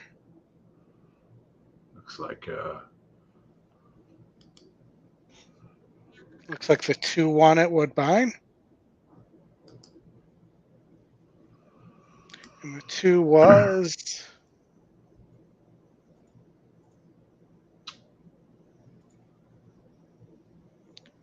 the very well-loved Canadian horse Mora, the last Queen's Plate winner before it switched to King's Plate. Mm-hmm.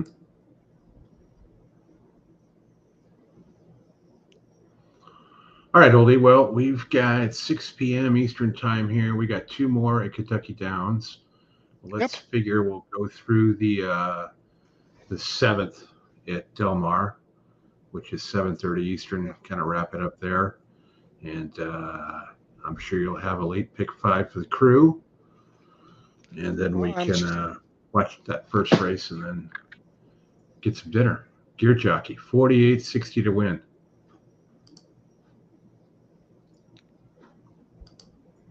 Let's just look. I'm looking at Golden Gate because that late pick 5 is coming up. It's a good double too. 163.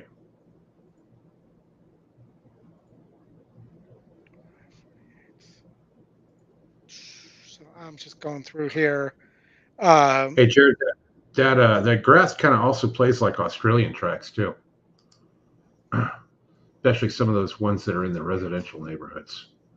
That would be a really cool. That would really be a cool place to live. I mean, where you can just like hop in a golf cart, head over there. Well, maybe it's like golf courses over there. Those are high-priced properties.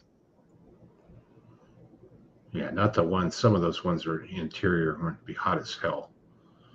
Okay, Steven is alive at the pick 5 at Del Mar for the 1, 5, 6, and 9.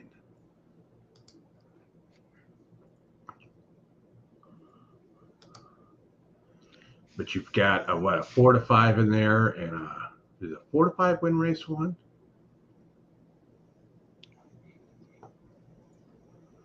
No, let's look at no, I don't think so. I think you only got the chalk in that leg right there. Okay. Canterbury, 1 minute. Race 1 3. minute to the berry. 1 minute to the berry. I like that. Non-graded stakes. Top pace is your top choice here at 4 to 5. Didn't get the lead last time on turf. Big GSR drop, coming back to dirt, gets that GSR back. You also have Xavier Dave, who has run better on turf, doesn't pass anybody on dirt.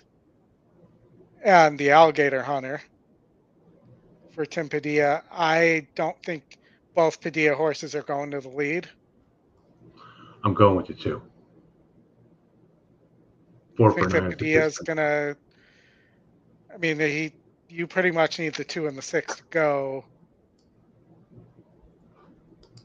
So why not Square the price. 4? Well, there's a third Padilla horse here too. I mean, this is like a Baffert race at San Nita, where he has half the horses.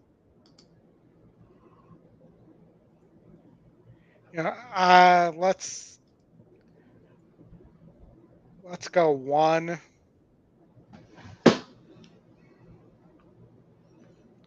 Let's go 1, 2, 4 here. 2, 4, 2 to win, 2, 4 box, 4 over.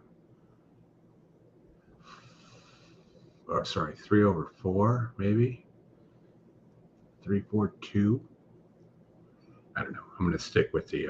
I like it. I like it, John. Let's go with the Alligator. Keep it simple.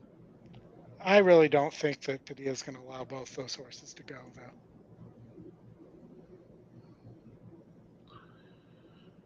Well, the 2 is 4 for 9 at the distance. The 6 is 6 for 13.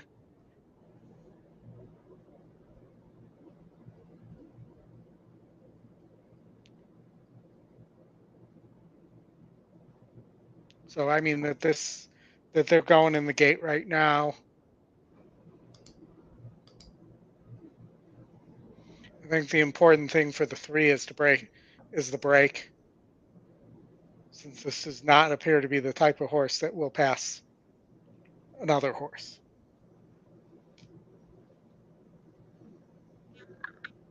And I know, Chris, those are your favorite type of horses. Yeah, I love the ones that don't pass anybody. The hangers and the bangers. Yeah.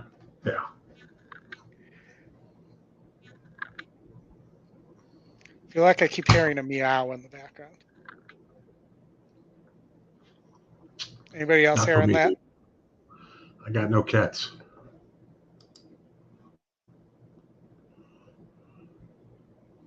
It must be the mushrooms kicking in, sir. If you're hearing things. I had pasta last night, but I did not have mushrooms.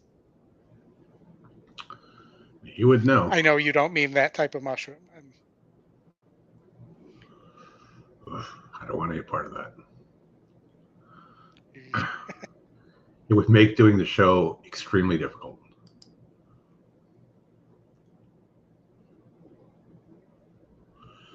Canterbury's going to need to make a deal with the Indians up there. The psychedelic stretch run.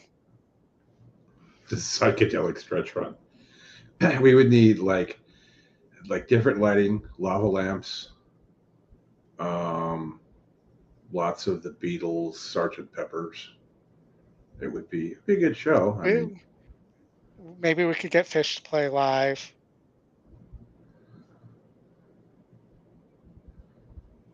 I mean, not that I have connections like that. I'm just saying maybe we could.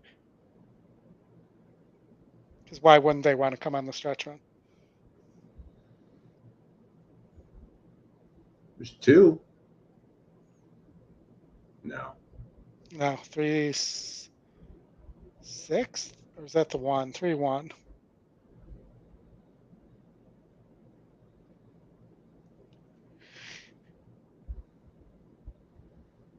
Wouldn't it be cool to see him run in the snow there? They'd need an all-weather track, though. Shit, there'd be like 4 feet of snow. They'd have to raise the mirror up like 8 feet tall. Would it be reindeer racing then? Could be. All right. Looking at what's next. We could either play a late pick 5 at Golden Gate. I'm going to say no to that. But how about race 9 at Colonial Downs? Yeah, that's probably the most logical place to go.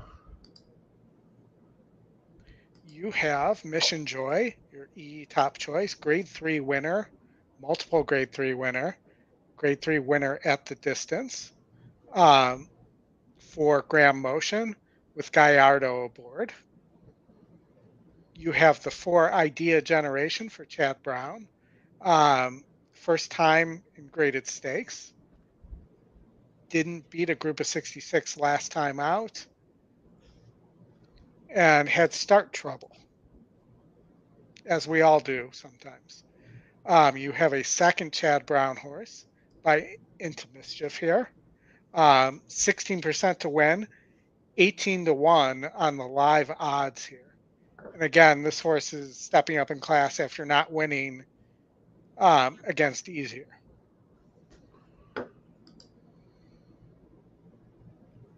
Your 2 horse for Michael Stidham just missed at Colonial at 8.5 against a group of 56s. I know I'm really impressing you. Look at that 8 though, man. I mean, won by 22 last time out. Yep, for Pletcher. Draws Jose.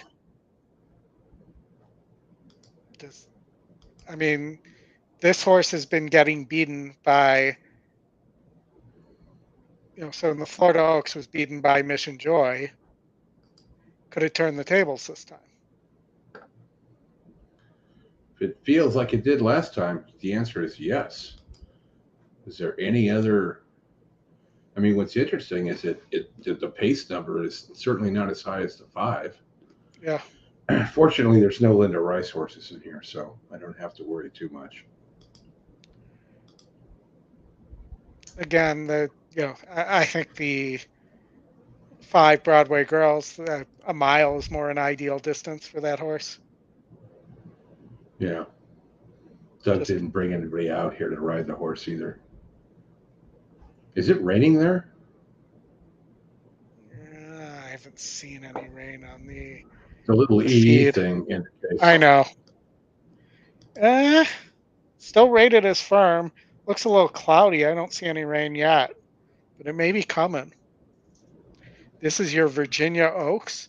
I will say that if you're paying attention and playing the jockey game, playing the feud, if you will, Pratt did come in to ride the 4 Idea Generation. He did. And you have Jose coming in to ride the 8 Alpha Bella. Yeah, well, these guys are going to have to go somewhere. They have nothing going on back there. Yeah, I mean, I agree, but Pratt could have been on the West Coast. Yeah, there's really not much going on. He doesn't have a lot of horses out here for that. And Motion could have put one of those guys on his horse. He could have also put the Motion in the Ocean. He could have, and he could have put one of these other guys up, which would have depressed that price down from 65 for sure. That dirt does look a little wet to me. That they're playing around on right now. The 6 horse I think is interesting because this horse is 1 on soft turf. So if there's some moisture, this horse might be a little interesting. Which one? And has a win against 70s and is not getting bet and is 11% for John Terranova with Trevor aboard. It's a bolt horse too. Yep. Bolt your Doro. You talked me into the 6.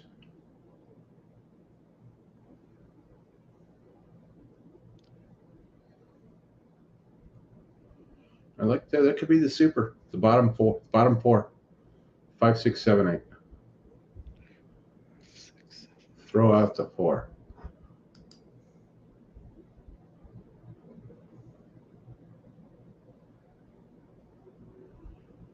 Chad can't get him ready off to a layoff. That's his standard connection partners out there.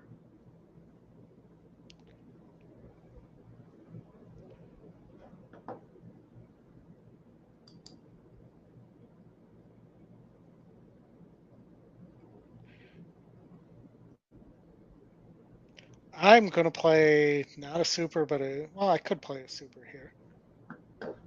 Well, let's go for a super. And I'm just going to play a box, and I'm going to use the other Chad as well.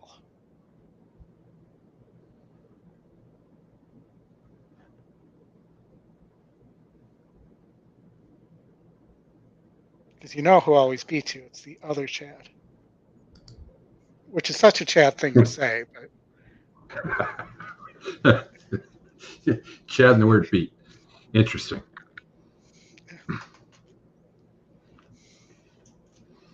Strolling into court. I didn't throw the word stairs in there. Strolling into court with the Pink Floyd shirt on.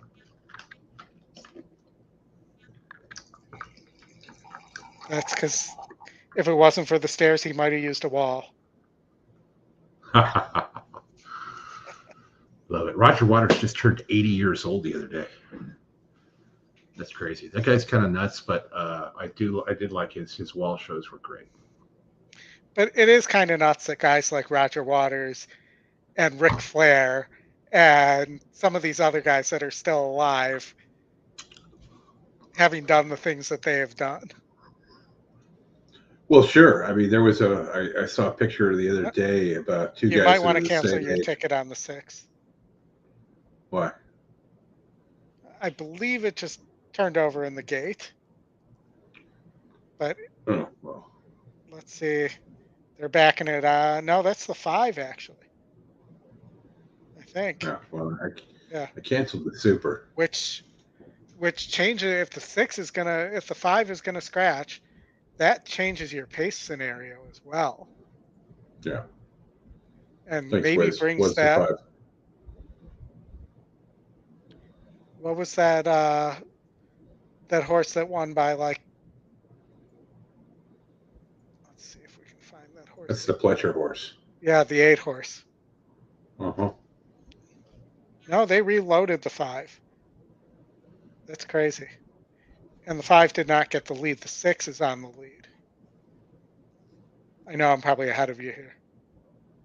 Pace duel between the 6 and the 8. They haven't even left the gate for me.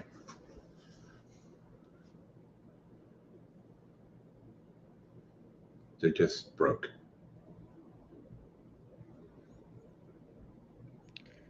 Six is in first. The 8 is running in second. Third is the 2, being pressed from the outside by the 4. The 3 and the 7 are next. And then taking up the rear is the other Chad.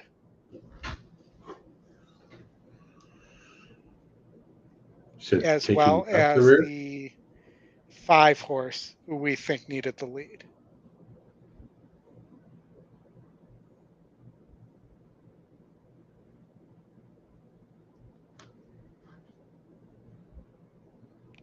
Here comes the 4. Here comes the 7.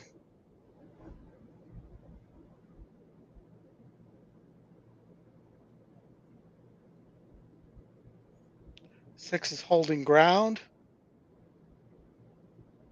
Let's see if he can kick away here from the Pletcher horse. Kick, buddy, kick. Oh, I hate having to depend on you for the results. I hate having to depend on me for the results too. Here comes the other Chad. Such a Chad thing to do. He may finish second. 6-1. 6-1-8-7 for the superfecta. You're telling me the 6. You're telling me the 6-1. I am telling you the 6-1. Well, and the 1. And by the way, do I get a boom because I just nailed that super with the 6 on top of the other Chad? I played a 10-cent 5-horse box. 1, 4, 6, 7, 8. 1, 4, 6, 7, 8. Oh, right on, man. The 6-1 is going to make that pay really nice. And the 1 was the 1 finished second at 19-1 and almost caught the 6. Yeah, I bet the 6 to win in place and the 6-8 exacta. But yeah, I see the 1 just screwing me up there. But good on you, man. That'll be a decent super. Yeah. What is a 5? Did you box 5 horses? Yep. So what is 12 that? bucks to do that. 12 bucks. Okay. 12 bucks on a 10-cent super. Yeah, that would have been a hell of a dollar bet share there for $1.20. You were sitting here with me. You know, we came up with this like a minute before. Well, a minute before you saw a post. Yeah. A minute before you saw. It's a $209 exacta. 6-1. So what do you think the super at 10 cents pays with the 8 and third? And your second choice, the 4, not in the money at all. Yeah, but it finished what? 6-1-7-8? Yep. 6-1-8-7. 6-1-8-7. We're official, I'm so trying we're to figure it out. In a minute. I'm just trying to figure it out for $1. I think it pays $1,500 for $1, maybe. So maybe $1.50. 50. I'll take it. I mean, when you kind of got to baseline some of this when you look at that $209 exacta, and then the fact that your 8, the 6-8 was paying $70 on the exacta, so the 7 coming in fourth. And for people that like to gamble on this stuff and playing tickets and whatnot, let's see, what did it pay? Superfecta, $337.47 for a dime. 2 times what I thought. Yeah. Yeah. But this is things that you can do when you look at these things. If you want to just slot the 7 in the 4th place, I mean, you got to think of some of these like a pick 4 or a pick 5, depending on what it is. Because if you put horses in the 1st slot and the 2nd slot that pay a lot, that give you $209 exactas, and then figure out where you want to single somewhere. And sometimes that's just slotting the favorite in the 4th spot, or slotting a horse you like that routinely runs 3rd. When you go to Handy View and you look at a horse that's run 10, 12 times, and it's won once, but it's run 3rd like 4 or 5 times, or 4th 4 or 5 times, put it there and then work around it. So you kind of take a vertical and turn it into a sort of a horizontal way of thinking in terms of how to bet it, because all this is exactly how to bet it. So and $12 into 337 is always a good wager. And Chris, I'm just going to tell you, that is the first superfecta bet I have placed in 2023. You're 1 for 1. Yeah, exactly. You're 1 for 1. How about that ROI? Yeah. That's my best bet ROI now. No, in all seriousness, that really was the first.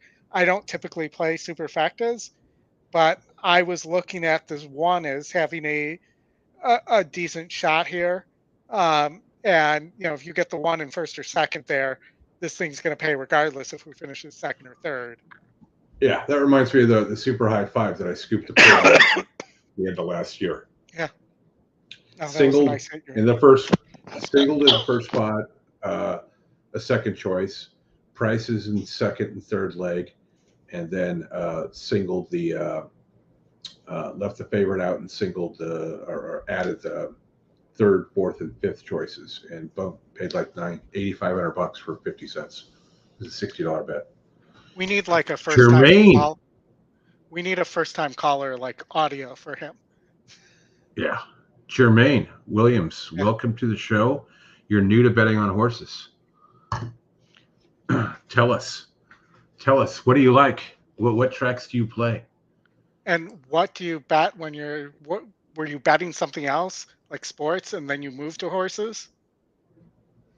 And also hit the like button. ILI? Kenny, you like the 11. Where? Lots of tracks.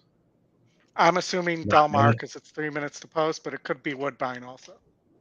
Not many. If I know Kenny, it's not Woodbine. I'm going to guess. I was thinking that too, but. Yeah, he said Del Mar. That was the Oscar Performance E long shot I mentioned. Mm-hmm.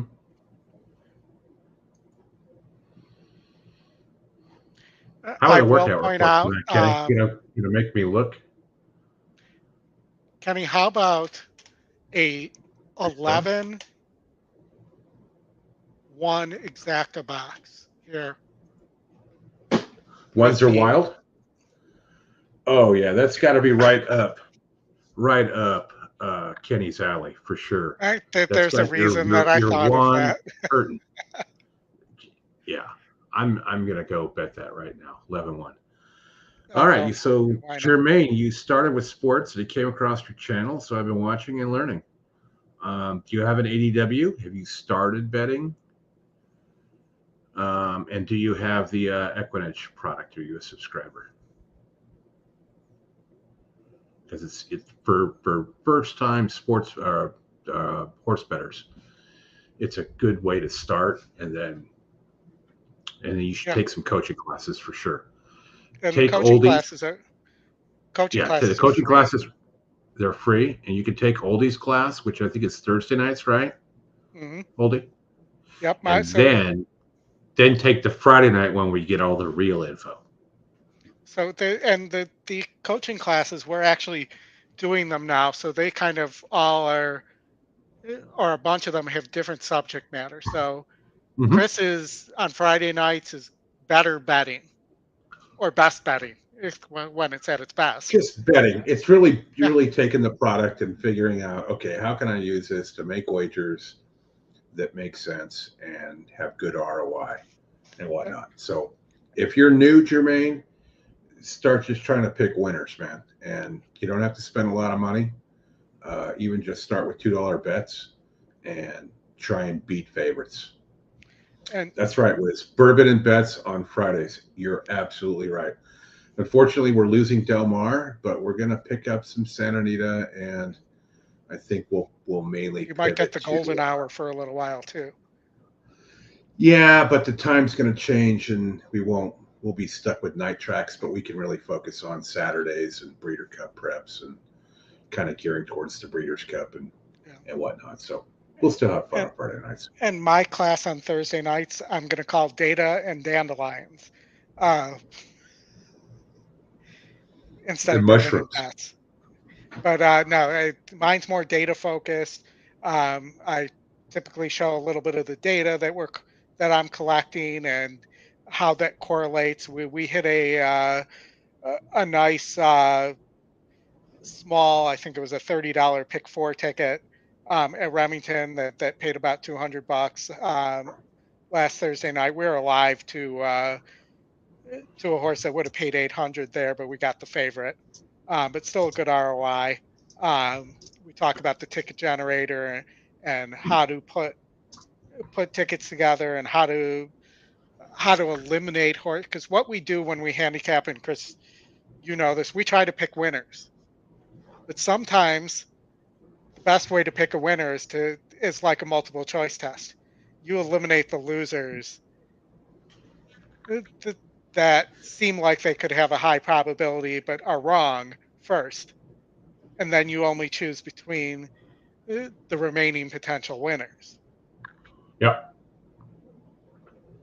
All right, I'm watching this one outside. 111. Data and drinks on Thursdays. I love it, Wiz. I need to hire a bartender for that. Anybody got Isaac from the Love Boats number? All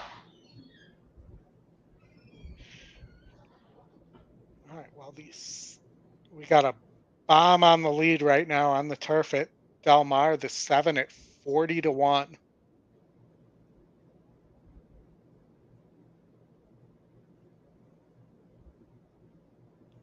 The 5 is in second, the 4 along the rail in third. Our 11 is sitting in fourth, just outside of the 4 horse.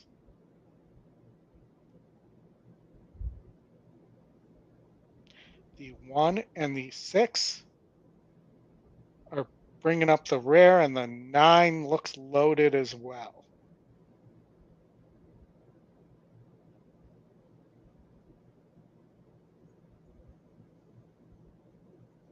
Here they come, spinning out of the bend.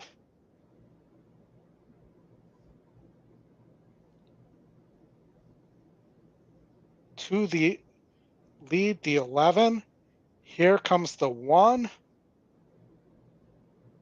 The 9 along the rail. Here comes the 6. The 1, the 9, the 1, the 9. It is chalky. Finish with the 1 and the 9.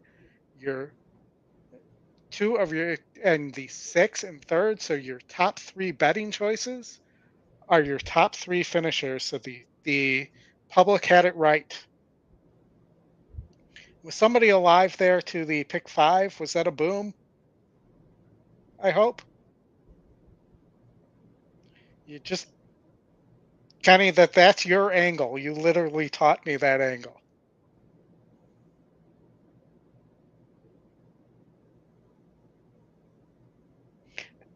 And guys, I think that the plan is for some future shows. We're going to be doing some interviews, bringing on some more guests, just as we move through this too. I think if Scotty's not going to be doing shows, we'll hopefully have my goal is to have at least a monthly segment with Scotty, so we can make sure that Scotty has a chance to interact with you guys and tell you what's coming new for EquinEdge. So Chris, I'm just talking. So Kenny didn't play his angle. Oh, wait. Oh, he had it singled in a $5 pick 3. Okay. It was the, and Steven got the pick 5, which paid. I see that. 12.26. So would have paid, yeah. And 75 cents. Good job, Steven. Don't forget the 75 cents. And Steven, boom, the boom hands are in effect here right now. But, I was just talking about we're planning on doing some shows and having some more guests and interviews as part of these shows as well. As well as if Scotty's not doing a show, I think you and I plan on hopefully having him a monthly segment with him so that he can interact with the community and update everybody on what's going on. Yeah, we've got some plans, more to come on all that stuff, but having some packages in here where we can break down races and things like that. Steven, I'm scrolling back up to look at your ticket, but I can't go that far back. So, but good job, buddy. I don't think it was a high price ticket, so nice job. And Jared got the super there? Super Jared. That paid probably not that well, though. Well, the 5 will help a little bit. What'd that super pay? $10.95 for 10 cents. So $100 if you had it for $1. We got Canterbury and then Kentucky Downs. How about Kentucky Downs? 5 minutes from Kentucky Downs here. Let me just click on the Canterbury race real quick here and see what do we have. Here you have a 1-to-1 favorite. Well, those are always kind of fun to top pace. Yep. 1 by 12.5 in breaking its maiden, but this is a big step up. But none of these horses have run against better either. That's the problem. It's the Delaware shipper too.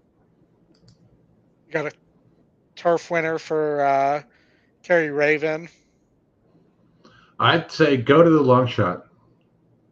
We'll watch this race. Go to the long shot. Yeah. I mean, you don't have to bet a lot. If you're like the new guy that was on here, let's see, Jermaine, put a couple bucks on the 3. I mean, it's 5% to win. GSR is 10 points below the top, but these are all, it's hard to tell. I mean, these are 2-year-olds, so everybody likely has a win here except for the 6, which is why the 6 is somehow 15-1. Trainer change. That's weird is when you look at EE, it broke first. The first call was 3, and second 0, and then 1-1, and kind of one going away. So these are interesting to watch if you're new, or even if you're somebody that's been playing the races a long time. I mean, I know Scotty doesn't like overlays and whatnot, but you're getting 7-1 here. Well, and maybe this 4, maybe this sets up perfectly for this 4, maybe it doesn't. As well, maybe this 4 breaks better. But these are Minnesota breds too. See if I've ever. We'll get to race 2. Race 12 is a big race, certainly at Kentucky Downs. Yeah, we'll get to that. Let's look at Kentucky Downs while that Canterbury race goes off. So I was not a huge fan of, and again, this is another horse that's going to probably be coming from too far back, the way the track is playing. Your current favorite, which I'm not going to try to murder the name again. Go, just sort the pace here. Let's start with that, because you make a good point that it is hard to come from behind. Yeah. So you got Trainer Artemis. I know Art's at the game at Gainesville, so he won't be able to bet his namesake. Yep. But Baystorm should be close enough to get there. It doesn't. Not getting that. No. I actually thought, well, if this horse was close enough, I think the 2 is very interesting here for Lobo. What do you think of Tony Ann?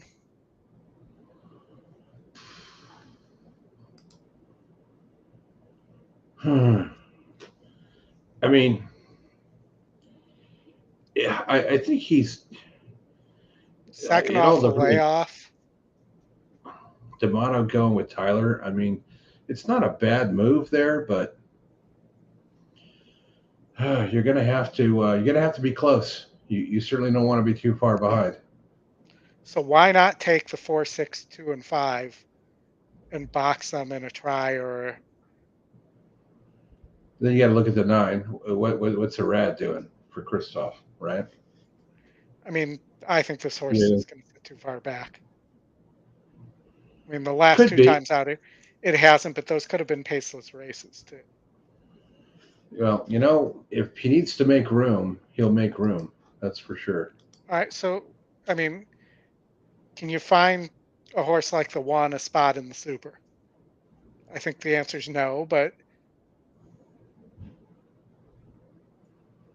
Well, that 1 is winning easily at Canterbury. And, the 7 Flash Drive is actually a horse I like a lot here.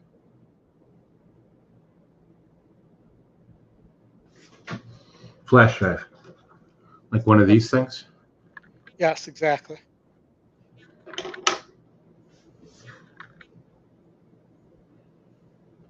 This horse is tactical. Has a win at the 6.5 distance. Granted, definitely different track. Use the 9 before the 1.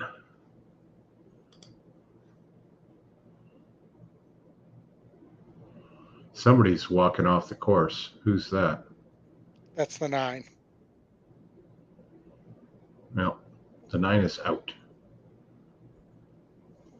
There he is.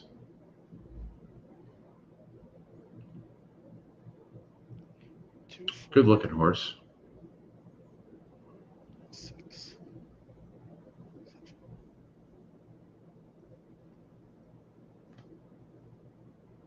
Yeah, it's going to cause the 3 to drop.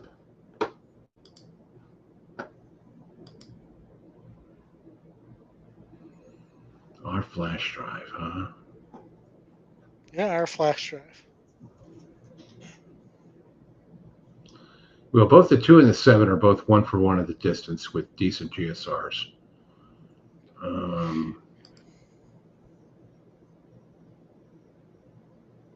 I'm wondering if we have a jockey injury, because that they have the EMS golf cart heading out there.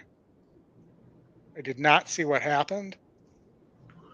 Oh, he's in the EMS like side by side, but I think they just scratched the 9. I don't think there's anything wrong with that Rad.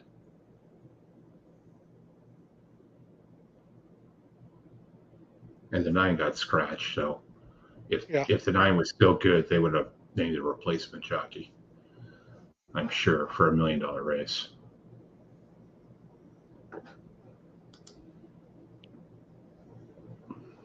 Baystorm.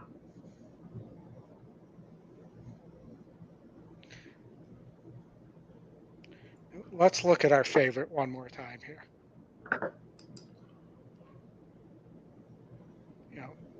Wakanaka?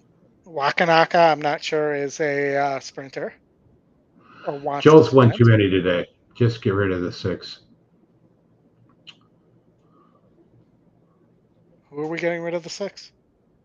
I'm not going to use the 3 there. Get rid of the 3, I meant. Yeah, no, I know. I don't like. You could use the 3 underneath, but I don't think the 3 is a sprinter. Or wants to sprint, I should say. And he's not that great of a router either. No. Rosario is kind of hot today, though.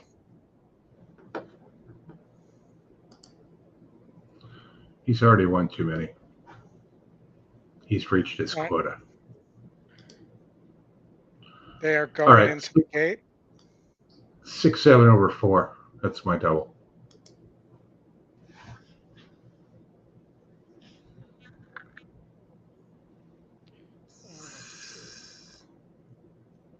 Steven, good luck on your super. Yeah, go Punch for it, that Steven. a few times. Punch that a few times.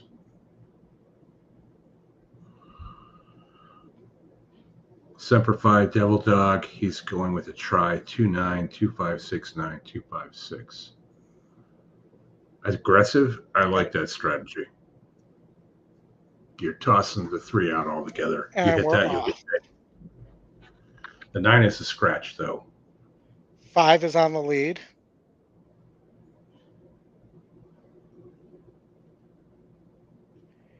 Now the 6 is on the lead. Yeah, the 6 is on the lead. Bay Storm. Being pressed to the outside by the 4. Trained Artemis, I believe. Or is that the 5? No, 6 is being pressed by the 5. Tony Ann.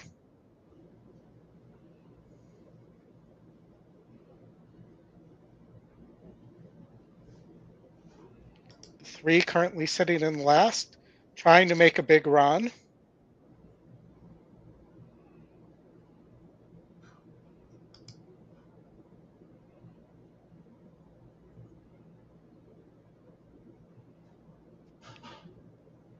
The 1 is in last. Here comes the 7. Here comes the 3. The 3 is loaded.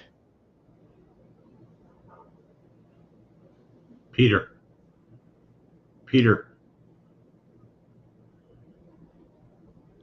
But either the 5 or the 6, whoever was on the rail, hung on there. 3 for second. It was a 6 Bay Storm. That's what I had. 6-7. I was 6-3. That's okay. I had 6-7 to the 4 in the next. Okay. I thought you were talking exact. Sorry about that. No. I didn't know. Not with the 3 in there at that price. I mean, that's just going to screw things up if it runs second. All right. All the late money appears to have poured in on the 6 and the 7 there, because the 3 actually was up to 5-2. Yeah. In addition to taking care of us with takeout, they don't exclude the computers. Now let's watch a race at Golden Gate. And she's 2.5 on the turf ahead here. if she's a ghost who's back in the 3rd position. Draw Me next on the rail, and Reveries at the back off a contentious pace as they swing up the backstretch. Love Ikena has the ears pricked up, leads by a half length. Derry Gulen not letting this leader get an easy time of it. She's still 2 or 2.5 ahead if she's a ghost. Draw Me, the long shot, races even with her, and Reverie stays on the outside in 5th. 4 lengths off the lead with a half mile to go. The pace is being set by Love Ikena. Love Ikena, a neck in front. Derry Gulen turning up the stakes as they approach the turn.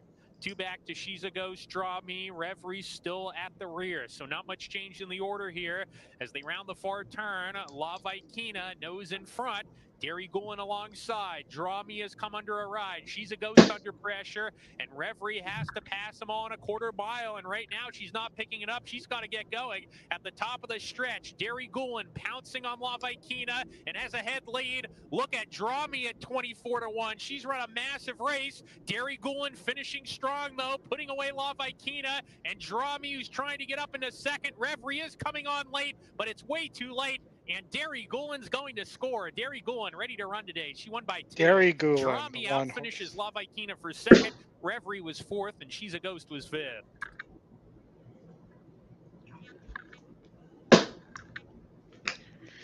All righty. We got 2 minutes till the 10th race at Colonial Downs.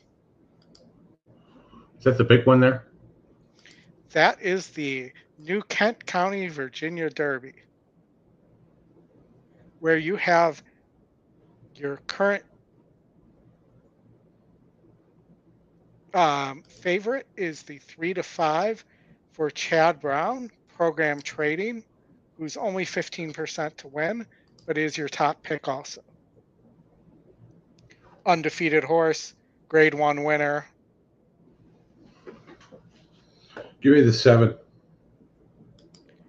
7 been facing easier. Mm-hmm. What about the 4 for Brad Cox? Salute the Stars. It does lose a little bit in GSR, but 70 is still a fine GSR. Mm-hmm. If this horse takes to the turf, this horse could be dangerous. I do not know that I love the works, though, that I see, those 3 turf works. But I would have to pull up the workout report and see if there are any comments on them.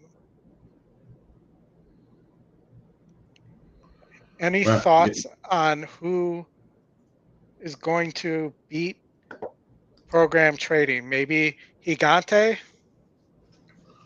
This horse likes to win. Has a win against 78s at Colonial. Going a mile, is going up to 9 furlongs here. Currently sitting 11%, sitting at 8-1. Yeah, Steve couldn't get anybody good to ride this horse. I'm going to go with the 7 and the 1. Just a couple of small win bets. Nothing exciting. Just action. I do not like RE Gold here. Let's just look here. The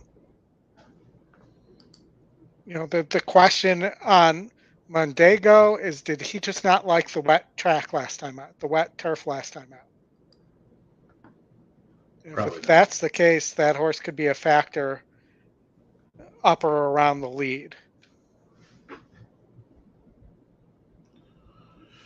Well, I'm getting 22-1 on my double at Kentucky Downs. Nice. So if that 4K wins the next one, that will be good. I may take a shot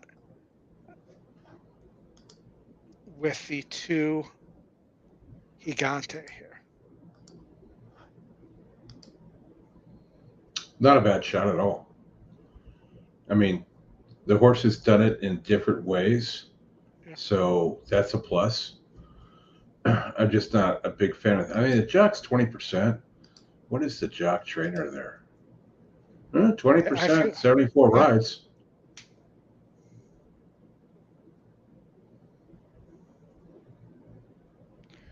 All right. Yeah, I bet the 7 and the 4 to win. You're going to force me to do a box. 2-4-7. Exactly. All right. Charles, welcome to the show. Win play show on the 10 at Colonial. RE Gold. Oldy did not like that. Thank you. He's going to pass on that one altogether. Looks like you're going to need to go get to wire there. At 9 furlongs. You got second pace.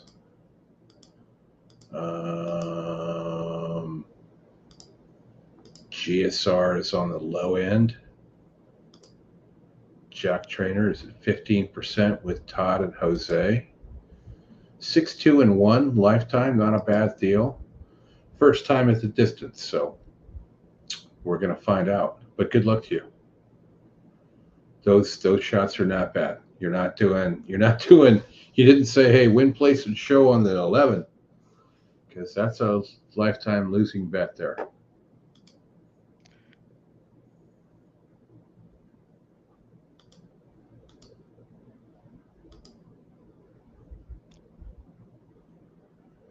Who won that last race at Colonial? I mean, at Downs? Yeah. So you're heading into the last 2, 3, 4, 7, 8 for 4 or 5. They pay 4 or 5? It's Kentucky. Not that I know of, but I mean, 4 or 5 is not bad at Kentucky Downs if you can pull that off.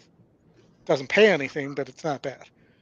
No, I do like the 4 or 5 payouts. I mean, when California started the players pick 5, as they call it, the early one, which it still is the players pick 5 because it's the only one at 15%. The lates are not 15%, or any of the middle ones when they have a bunch of races. But they paid 4 or 5 to start, and people didn't like it, so they got rid of that and made it just the 5 and 5 payout. But I think there's some value there. I am looking forward to Santa Anita on bigger days with moving away from the jackpot and the dollar pick six. I think you're going to see some good pools there. You're going to see some good carryovers and whatnot. I would love back in the day when they used to have the $2 one every Saturday was always $1 million in the pool. And you get value there, which is nice.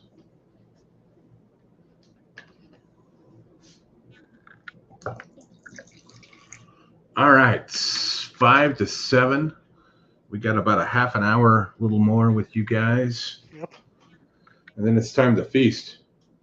Fat kid's got to eat.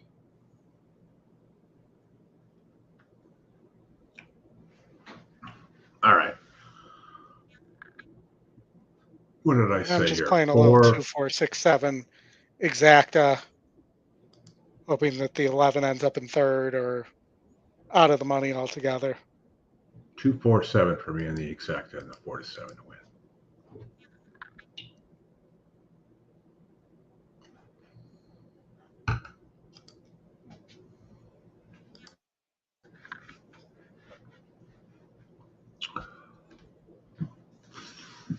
And they're off. Coming out of the first turn, it is 3, 4, I believe.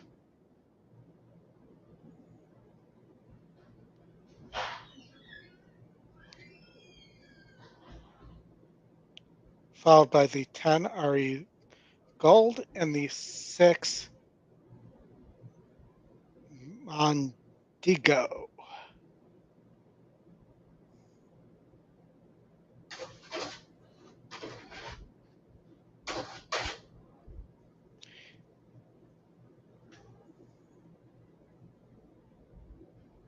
The 11 is too wide. Currently about to take over fifth, launching its attack. But not making a lot of headway.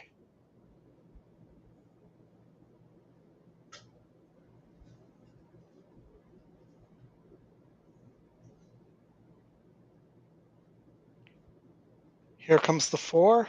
Can the 4 or the 6 go by the 3? No, the 11's going to be too good here.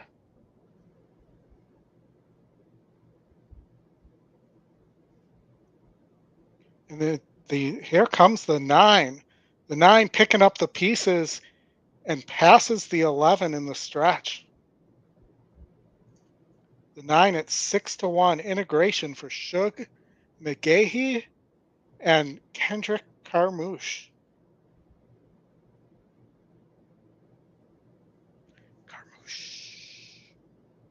It's a fun sound to say.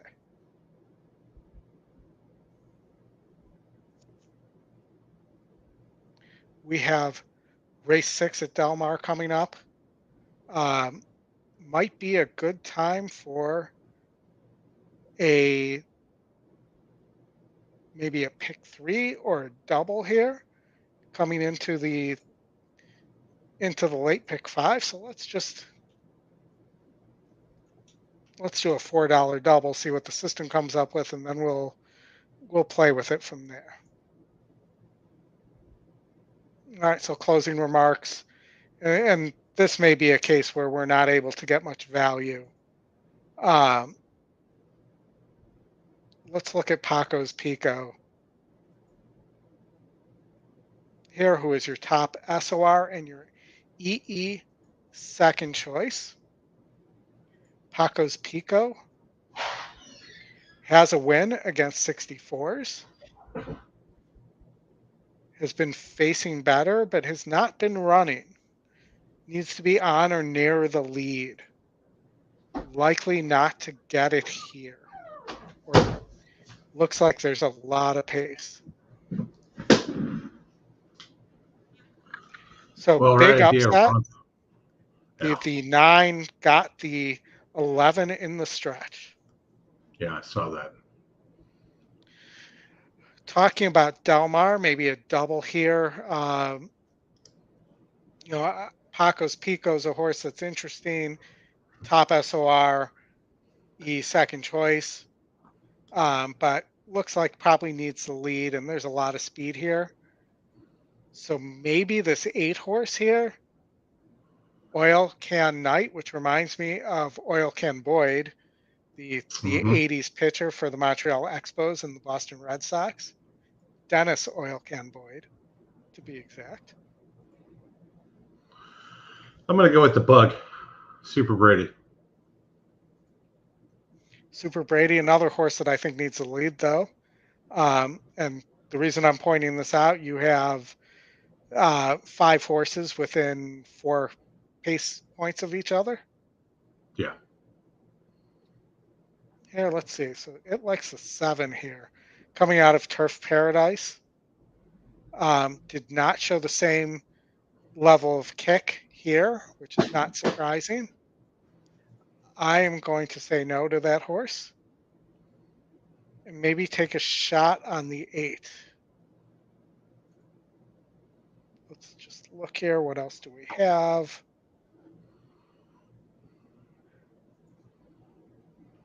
I don't know if the tide favors a horse like the 4.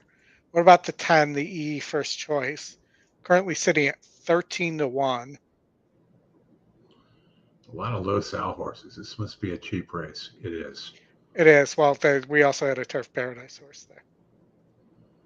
Yeah, and that trainer is not bad. So if I was going to go with those kind of horses, the low sals, or the Turf Paradise ones, I would lean more towards the 7. But I was not a big fan of the 7. I just, looking here, 64 is a Turf Paradise seemed too good for this horse. So my impression is that, and 58s here seem too good, and now it's running against 62s. Well, if I had it queued up, I'd play that song, The Impression That I Get For You. I'll stick with I know what song you're talking about. How about a pick 3? I don't like the double here. Let's just see what we get here as the single on the back end here. Bullion Bomber is your E top choice in that race.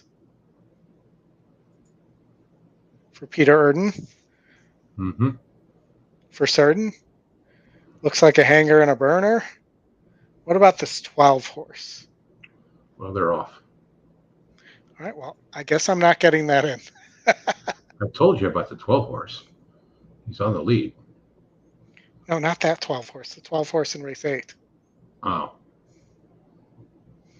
Your 12 horse is done, by the way, too. Is he? Oh, no, okay. Actually, he's not. He's still on the lead. It's the 12. It's the 6.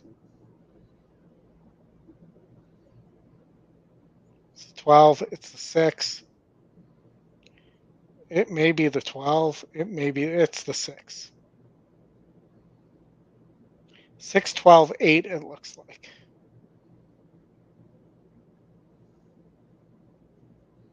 Well, I had the right idea. Yeah. I did not bet it to place. It was just a small way bet. So saved me from losing $3. I mean, but we're coming up to the late pick 5. There too, we'll put a ticket together soon. Do we have Woodbine coming up here? Yeah, we're 2 minutes to Woodbine race 12. All right, let's go there. And then we've got the last at Kentucky Downs, right? And then we can get a pick 5, your pick 5 in for Del Mar, watch that race, and then we'll hang it up for the night. Right, so let's get the actual race up here. Here we go.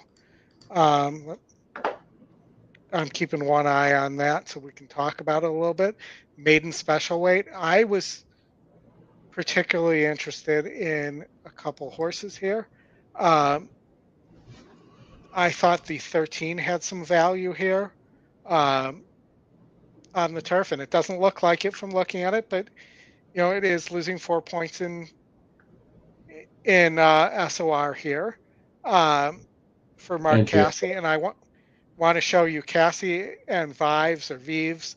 They are 42% as a combination. Yeah, you don't want to sleep on her. She has been really good. And you're getting the weight break because she's an apprentice. Yeah. Let's look at the 14 for just a minute. It's the only first-time start of the mix.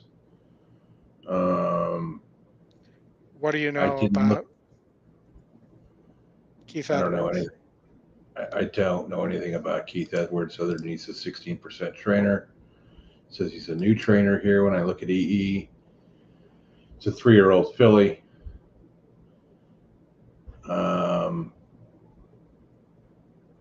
60 GSR, so it's it's third. I mean, yeah, not much to snuff about it. It doesn't look like it has any pace. In a turf sprint, that depends on how fast they go. But 8% jockey. I don't recognize the breeder or the sire or the dam or anything like that. So it is a Australian bred horse. The sire is, so you've likely got a decent turf angle there, and that's probably reflected in the GSR. We're going in the gate, unfortunately, so we're not going to have much time to talk about it. But right. I think the two who's the long shot and your current favorite is a bad favorite there. Mm-hmm. That horse has had multiple opportunities. They're almost right. And opportunities the outside gate and the field is all in. Yeah. Gate to be locked. I might be on the 6 or the 5 here, as well as the. And they're off. 12, back 13, to last is EquinEdge F, and going out towards the early lead. Princess on a mission over on the inside. Away well was Liam's Gift. And I probably put the 2 in the winner's circle, and pushing for the lead is Beautiful As You on the outside. Has gone to third. Shaystown is racing handy, and over on the inside goes Good News Money. Mid-pack in the early part, Flip, Flop and Fast. Behind them, Neolithic Nation and Julie's Mist. Second last is EquinEdge F, and on the outside is Mrs. C. Princess on a mission. Actually got into the race by a length to Liam's Gift. On the outside, Beautiful As You covering some ground, but going forward. Good News Money, the inside, Coco's Dream, the center. They're 2 lengths clear. Neolithic Nation is being passed at this point by in the center, Julie's Mist, and on the outside is Flip, Flop and Fast. 3 away is EquinEdge F, starting to run on the inside pretty well. Mrs. C second last takes off. And well back is Shaystown. They come down to the home stretch and out in front. Princess on a mission and Liam's Gift coming right back. They're 2 lengths clear of Coco's Dream. Good News Money the inside. Then Beautiful As You. And down the outside is Julie's Mist. Going forward, Liam's Gift on the outside to really test Princess on a mission. And coming after them is Good News Money down the center. Then Coco's Dream and Mrs. C is finishing on. Fighting back Princess on a mission on the inside. Liam's Gift and Princess on a mission stride to stride. On the outside, Liam's Gift. Levin's got Liam's Gift narrowly. Liam's Gift the winner from Princess on a Mission. Coco's Dream might have snatched third from Good News Money. And behind them, Julie's Mist. Well, my wife would have had that one. C and the time 1:23. She bets the only gray. Ooh, 1 minute to Lone Star. You want to look at a quarter horse? I was just kidding. I do not. I'd rather go to Chucktown. All right, so we got 9 minutes to Kentucky Downs and 22 minutes to Del Mar. Why is it telling me the opening quarter 24, the half 47 and 1, and 3/4 110 and 3, the time 123.37. There you go. Shut him up. There's Matt. All right, so E's saying 0 minutes to post here. But I'm looking at my ADW and it agrees with you that we have 10 minutes. Mm-hmm. So let's look at Del Mar race 7. Okay. And just see, you and I kind of discussed this race already. Why am I going to race 6 though? Come on. There we go. Super. So let's start with a budget of like 12. Why did I bet that horse to place? 1640. dumb.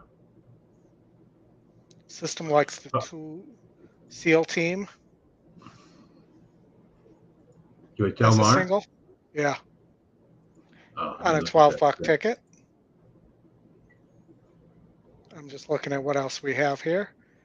$12 the Erden, Mandela.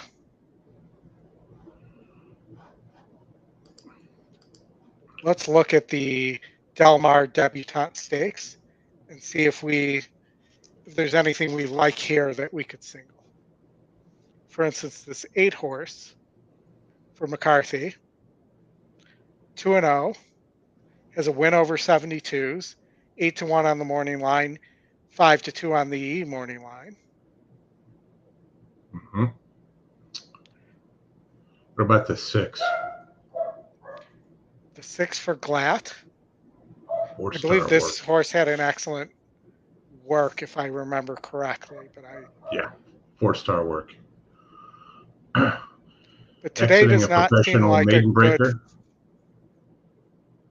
What did you say? I said exiting a professional maiden breaker, and it's worked very well since. Moves like one that will have no issue with the added real estate. She gets to start too. Again, these are all like second-time starters. So yeah, 1 first out. The 9 is probably going to be the favorite, wouldn't you think? That's the. I don't know. That's the Beholder. That's the Beholder horse. That horse wasn't very good, though. If I remember correctly. Maybe I'm thinking about the previous Beholder horse. Camera is Bolt the Oro out of Beholder.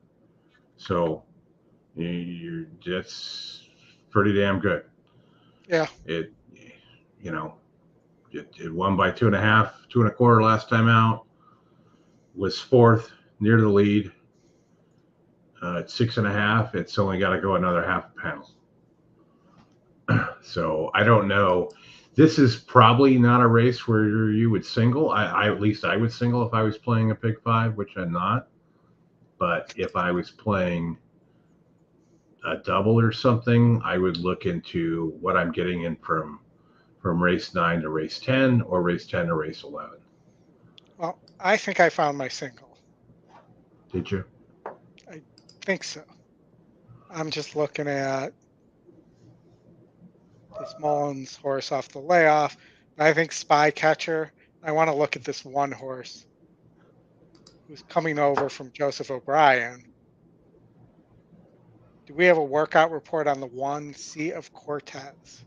2 stars, horses within 3 points of the top figures in the race, noteworthy handicapping factors, post position wins at less than 10%. What do we have on this 6-horse Spy Catcher? 6-horse. What race are we in? Race 11. Oh, okay. Sorry. Let me go back and give you the 1 on race 11. The 1 on race 11, Sia Cortez, just a 1-star. Irish Invader came a slow start. Is only a 10th back home. Did manage to beat home 12 others. D'Amato excels with these types. Your other one was the 6. That's another 2-star work. Second choice was last seen coming up less than a length short in 3 consecutive stakes tries last year, including up a runner finish in the Grade 1 Hollywood Derby. Looms strictly as the one to beat. That's what I was thinking as well. Jock's cold. Glatt hasn't really been lighting things up.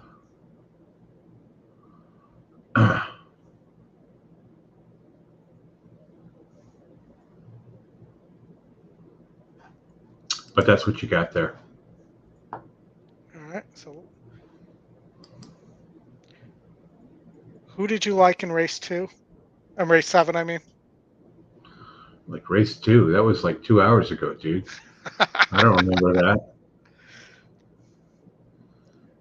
I know you like something here other than the 4 and the 5. Turn loose. 100%.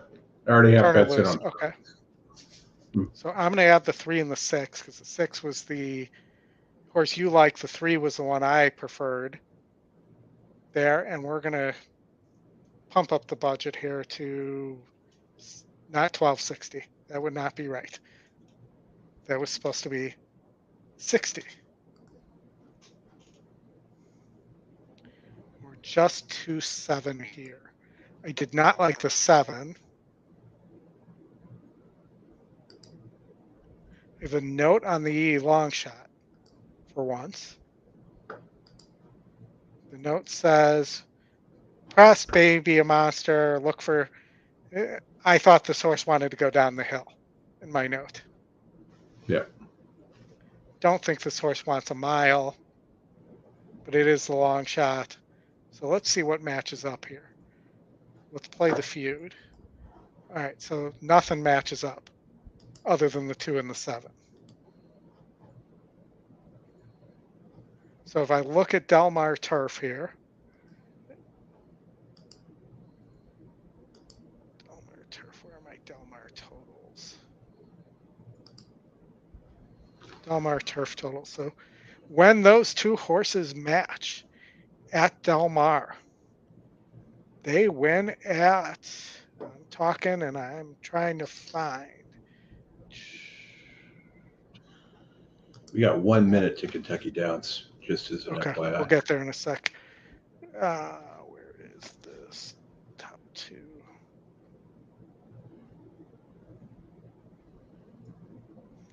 Why am I struggling to find something that should be easy to find in my, what line should this be at?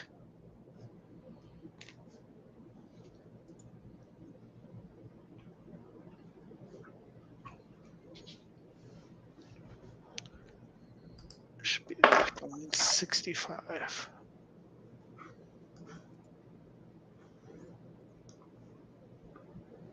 Both E match and first and second win, or second pick win, is only winning 38% of the time on the turf at Del Mar.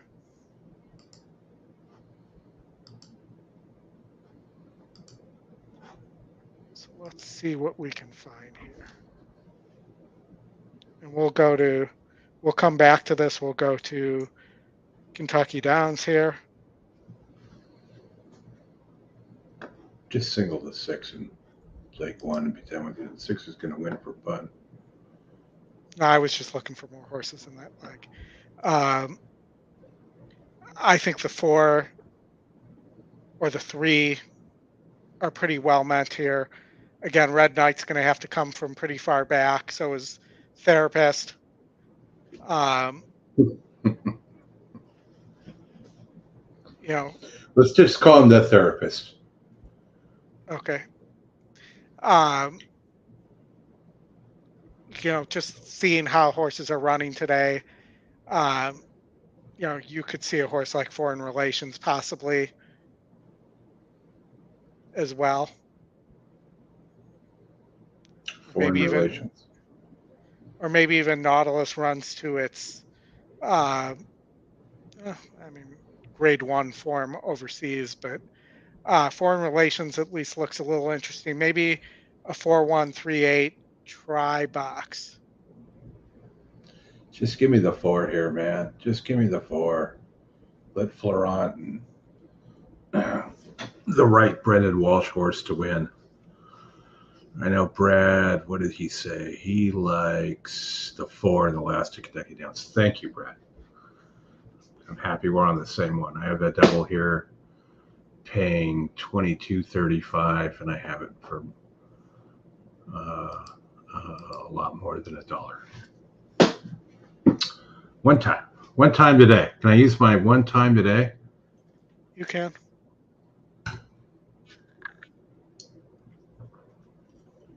All right, I'm going to watch this on the phone, so I don't have to listen to you tell me that I ran second again. You ran second again. Yeah, thanks.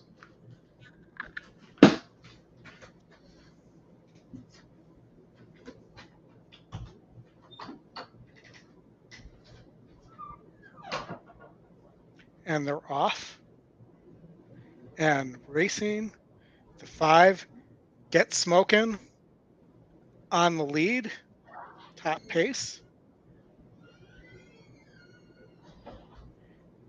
Looks like maybe the 8 in second, pressing. But I could be wrong. The 8 may be maybe last, judging by this, so I'm not sure who that was. It looks like it's the 4. So 5, 4, 1. And then the 12.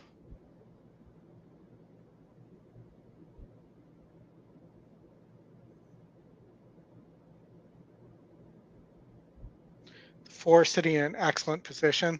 Very fast-paced 24 flat for the first quarter. Slowed down a bit for the half, almost 50 for the half, but still a pretty decent pace at 1.25 miles, mile and a half. Sorry.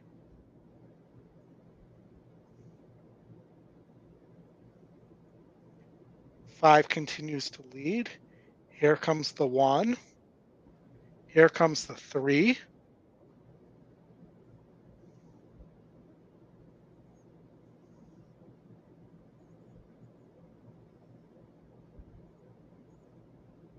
Now we'll see if anybody can catch the 5 as we turn for home here.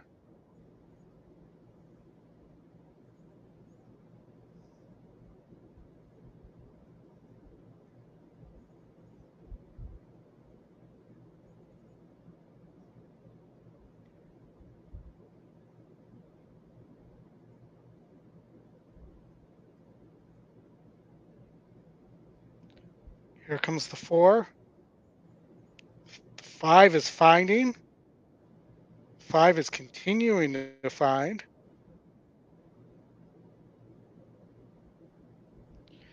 And the way things have run today, I think the 5 going to hang on here because I have not seen anybody come up and catch a leader.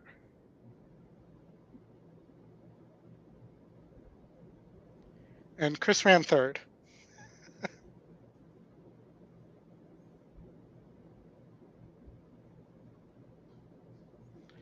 So the 5 with the big upset at 19-1.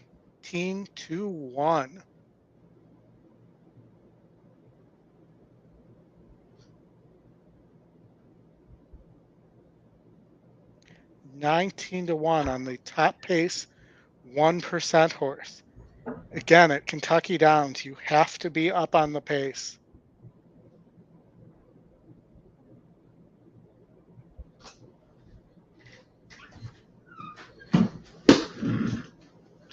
I don't think it was me that was causing your horses to finish second. That's annoying, though, isn't it? I mean, you just knew they weren't going to get him when you got to run up the hill like that at the end. Yeah, I mean, I said it. I said it when I was calling the race that we have not seen somebody pass the horse on the lead that when it hits the hill if it's got the lead, and that's exactly what happened. Get Smokin' 1%, 19-1, top pace. Yeah. Just missed. Going shorter against graded stakes company may just want the 1.5 mile distance.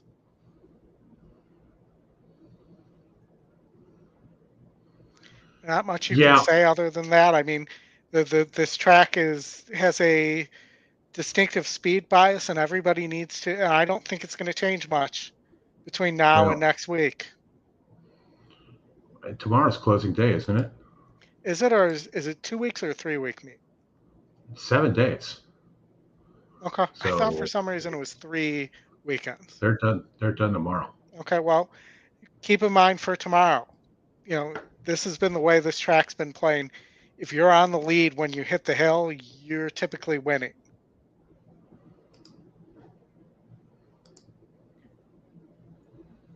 Hey, did you know that 30 years ago, when Remington Park opened, they opened with a synthetic track? I did not. Neither did I. I saw that with a DRF article. 30 years ago, though, was it a synthetic track or AstroTurf? No, it was a synthetic track.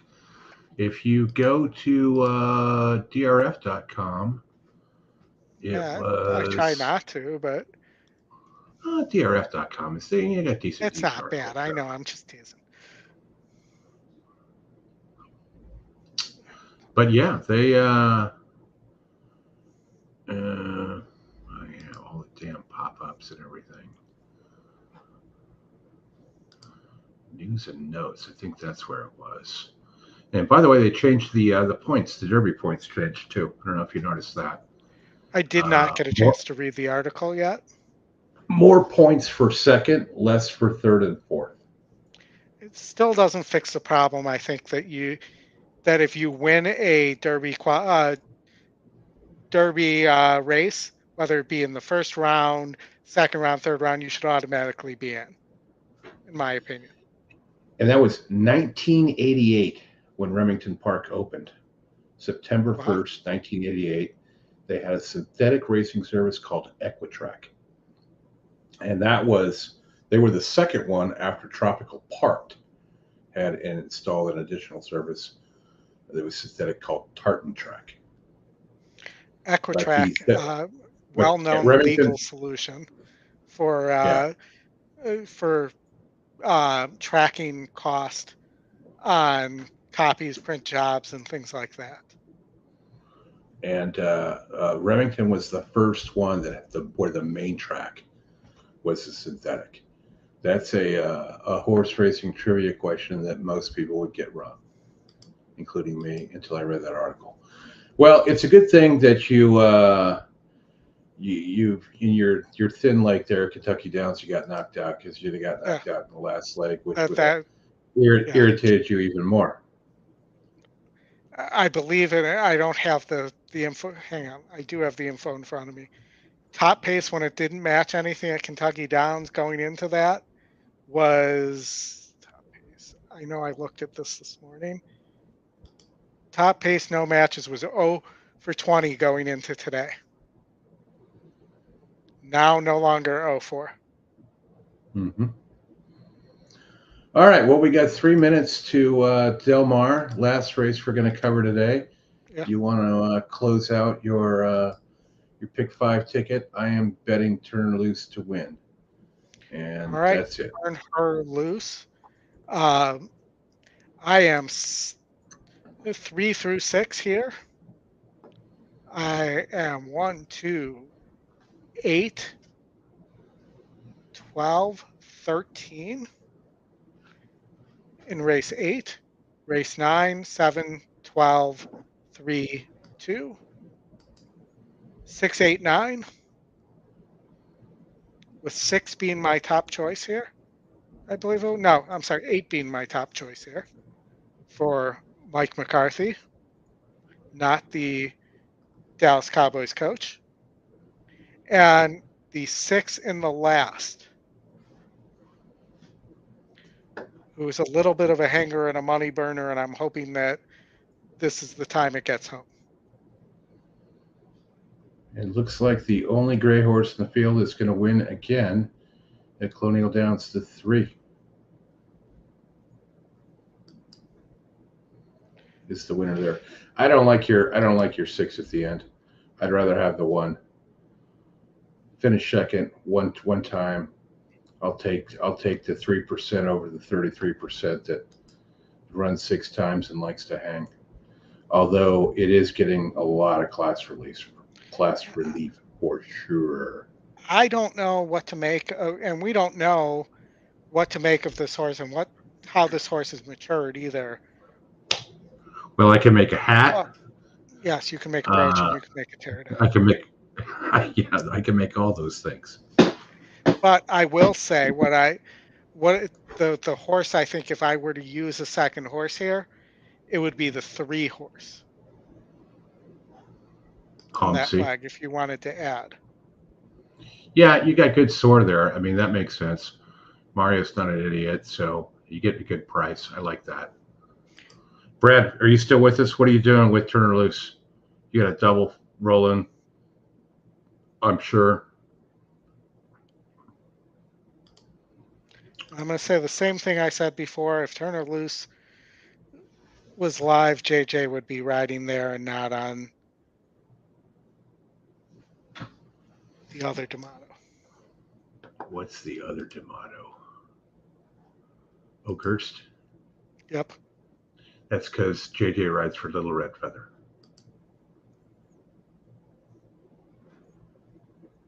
So there's your answer. You don't have a choice. Well, let's see what happens here. We'll see. I'm not as stubborn as I once was, Chris, when you first met me, where I would have just steadfast refused to use the horse you liked there. We all get over that eventually, right? But here's an interesting thing. While we get close here, let me pull up the exacta probables, because we've got the 5 and the 6, or no, not the 5 and the 6. It's the 3 and the 6. So 3-6 is paying $15, and 6-3 is paying $13. So I'll add a little bit there, since I'm not extremely heavy, but probably 40% more than I would normally do on the 6, and back that up with a box and then a 3-6 just in case. We are in the gate. John is saying Cox could not train Turner Loose. D'Amato has figured her out. I hope you're right, Cosmic John. We're going to find out. All right, folks, thanks for joining. Hit the like button again, if you would, please. This will be the last one we're covering. Yep. I don't know what we're going to do next week, but we'll figure that out. And it looks like they're off. And the 2 is on the lead. The 6, Turner Loose, is turning it loose. Mm-hmm. In second.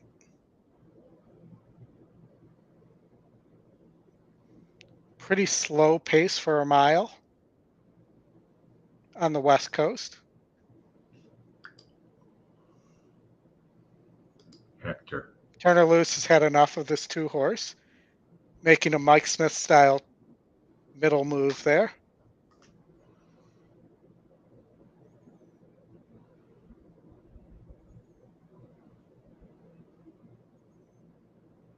Well, Frazier is, he's a better judge of pace. Yeah, Steven, you get a big price in the end. Those pick 3s will pay big. You get a big price anywhere and they'll pay big. Well, yeah, but some of those ones you try and hit those multiple times. If you like a horse in a sequence, that's the way to do it.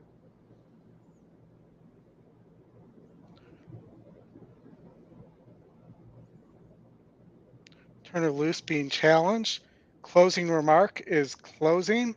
Probably should have been a single. Has put away Turner Loose. Much the best. 4? Yep.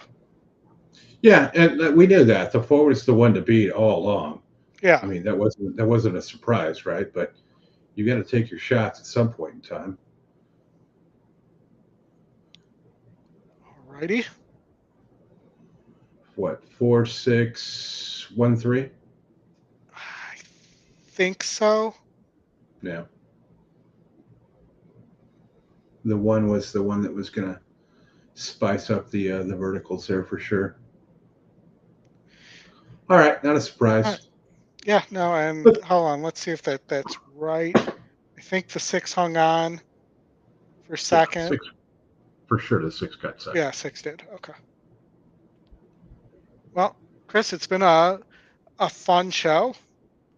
Yeah, and we hit some winners. I finished up a bit. I gave some back, but that's the nature of this game when you're trying to beat 7 to 5 shots and whatnot. So good ride by Rispoli.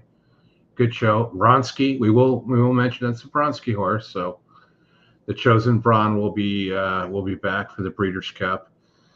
I think he's going to be outclassed, but I don't know wagering wise what I'll be doing there, but I'll certainly be rooting for him for sure because we do love that horse. He's fun to watch. He's a good runner, consistent type. They're It's spending $100,000 up to put him in that race. So yeah, I mean, he'll be up against the likes of Gunite and Elite Power.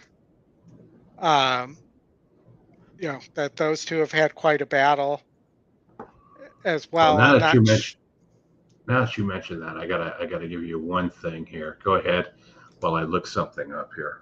I was just going to say that, you know, as a reminder that the Breeders' Cup Sprint is typically not won on the lead.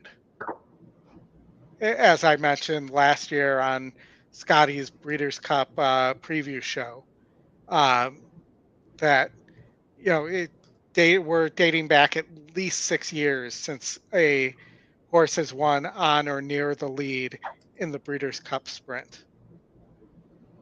Yeah. All right. So you just mentioned two horses. You mentioned Gunite, and who is the other one? Elite Power, the defending Breeders' Cup champion, and they've traded victories at Saratoga with each other. Yeah. Well, Gunite on July 31st, 2022, won the Amsterdam Stakes at 1680. I thought the other horse you mentioned was City Man. He won up there at Saratoga at 2660 and 22, and I believe he won again. Casa Creed. I mean, you look back at some of these races last year. You know, 1040 to win. Caravel at 980. There were Cody's Wish won the Ferrego at Saratoga last year, paid $18, right? And then he was a huge price. And look at Forte in the Hopeful last year, 1580. That was the time you bet Forte. Okay, but also that's the race that the Secret Positive was in. Yeah. City Man won again this year. You know, he paid $790 and whatnot. But you got to go back. I mean, the Thin White Duke, 2040 this year. He won last year around $12. And, you know, congrats to Gary Contessa. Won the first stakes and the last. Those two horses paid $155 to win combined. So well, and that last one wasn't even his horse. He claimed it, or had it switched to him for that, you know, for that race, basically. Yeah, I think was that the Run Happy horse? I don't think so. Let me look real fast. Because he told a story about how he got to go to the bathroom, and he came back, and the owner had bought that horse. Wrong day. It was Monday. Saratoga. It was 9-4 Saratoga. There we go. Anytime this wants to move.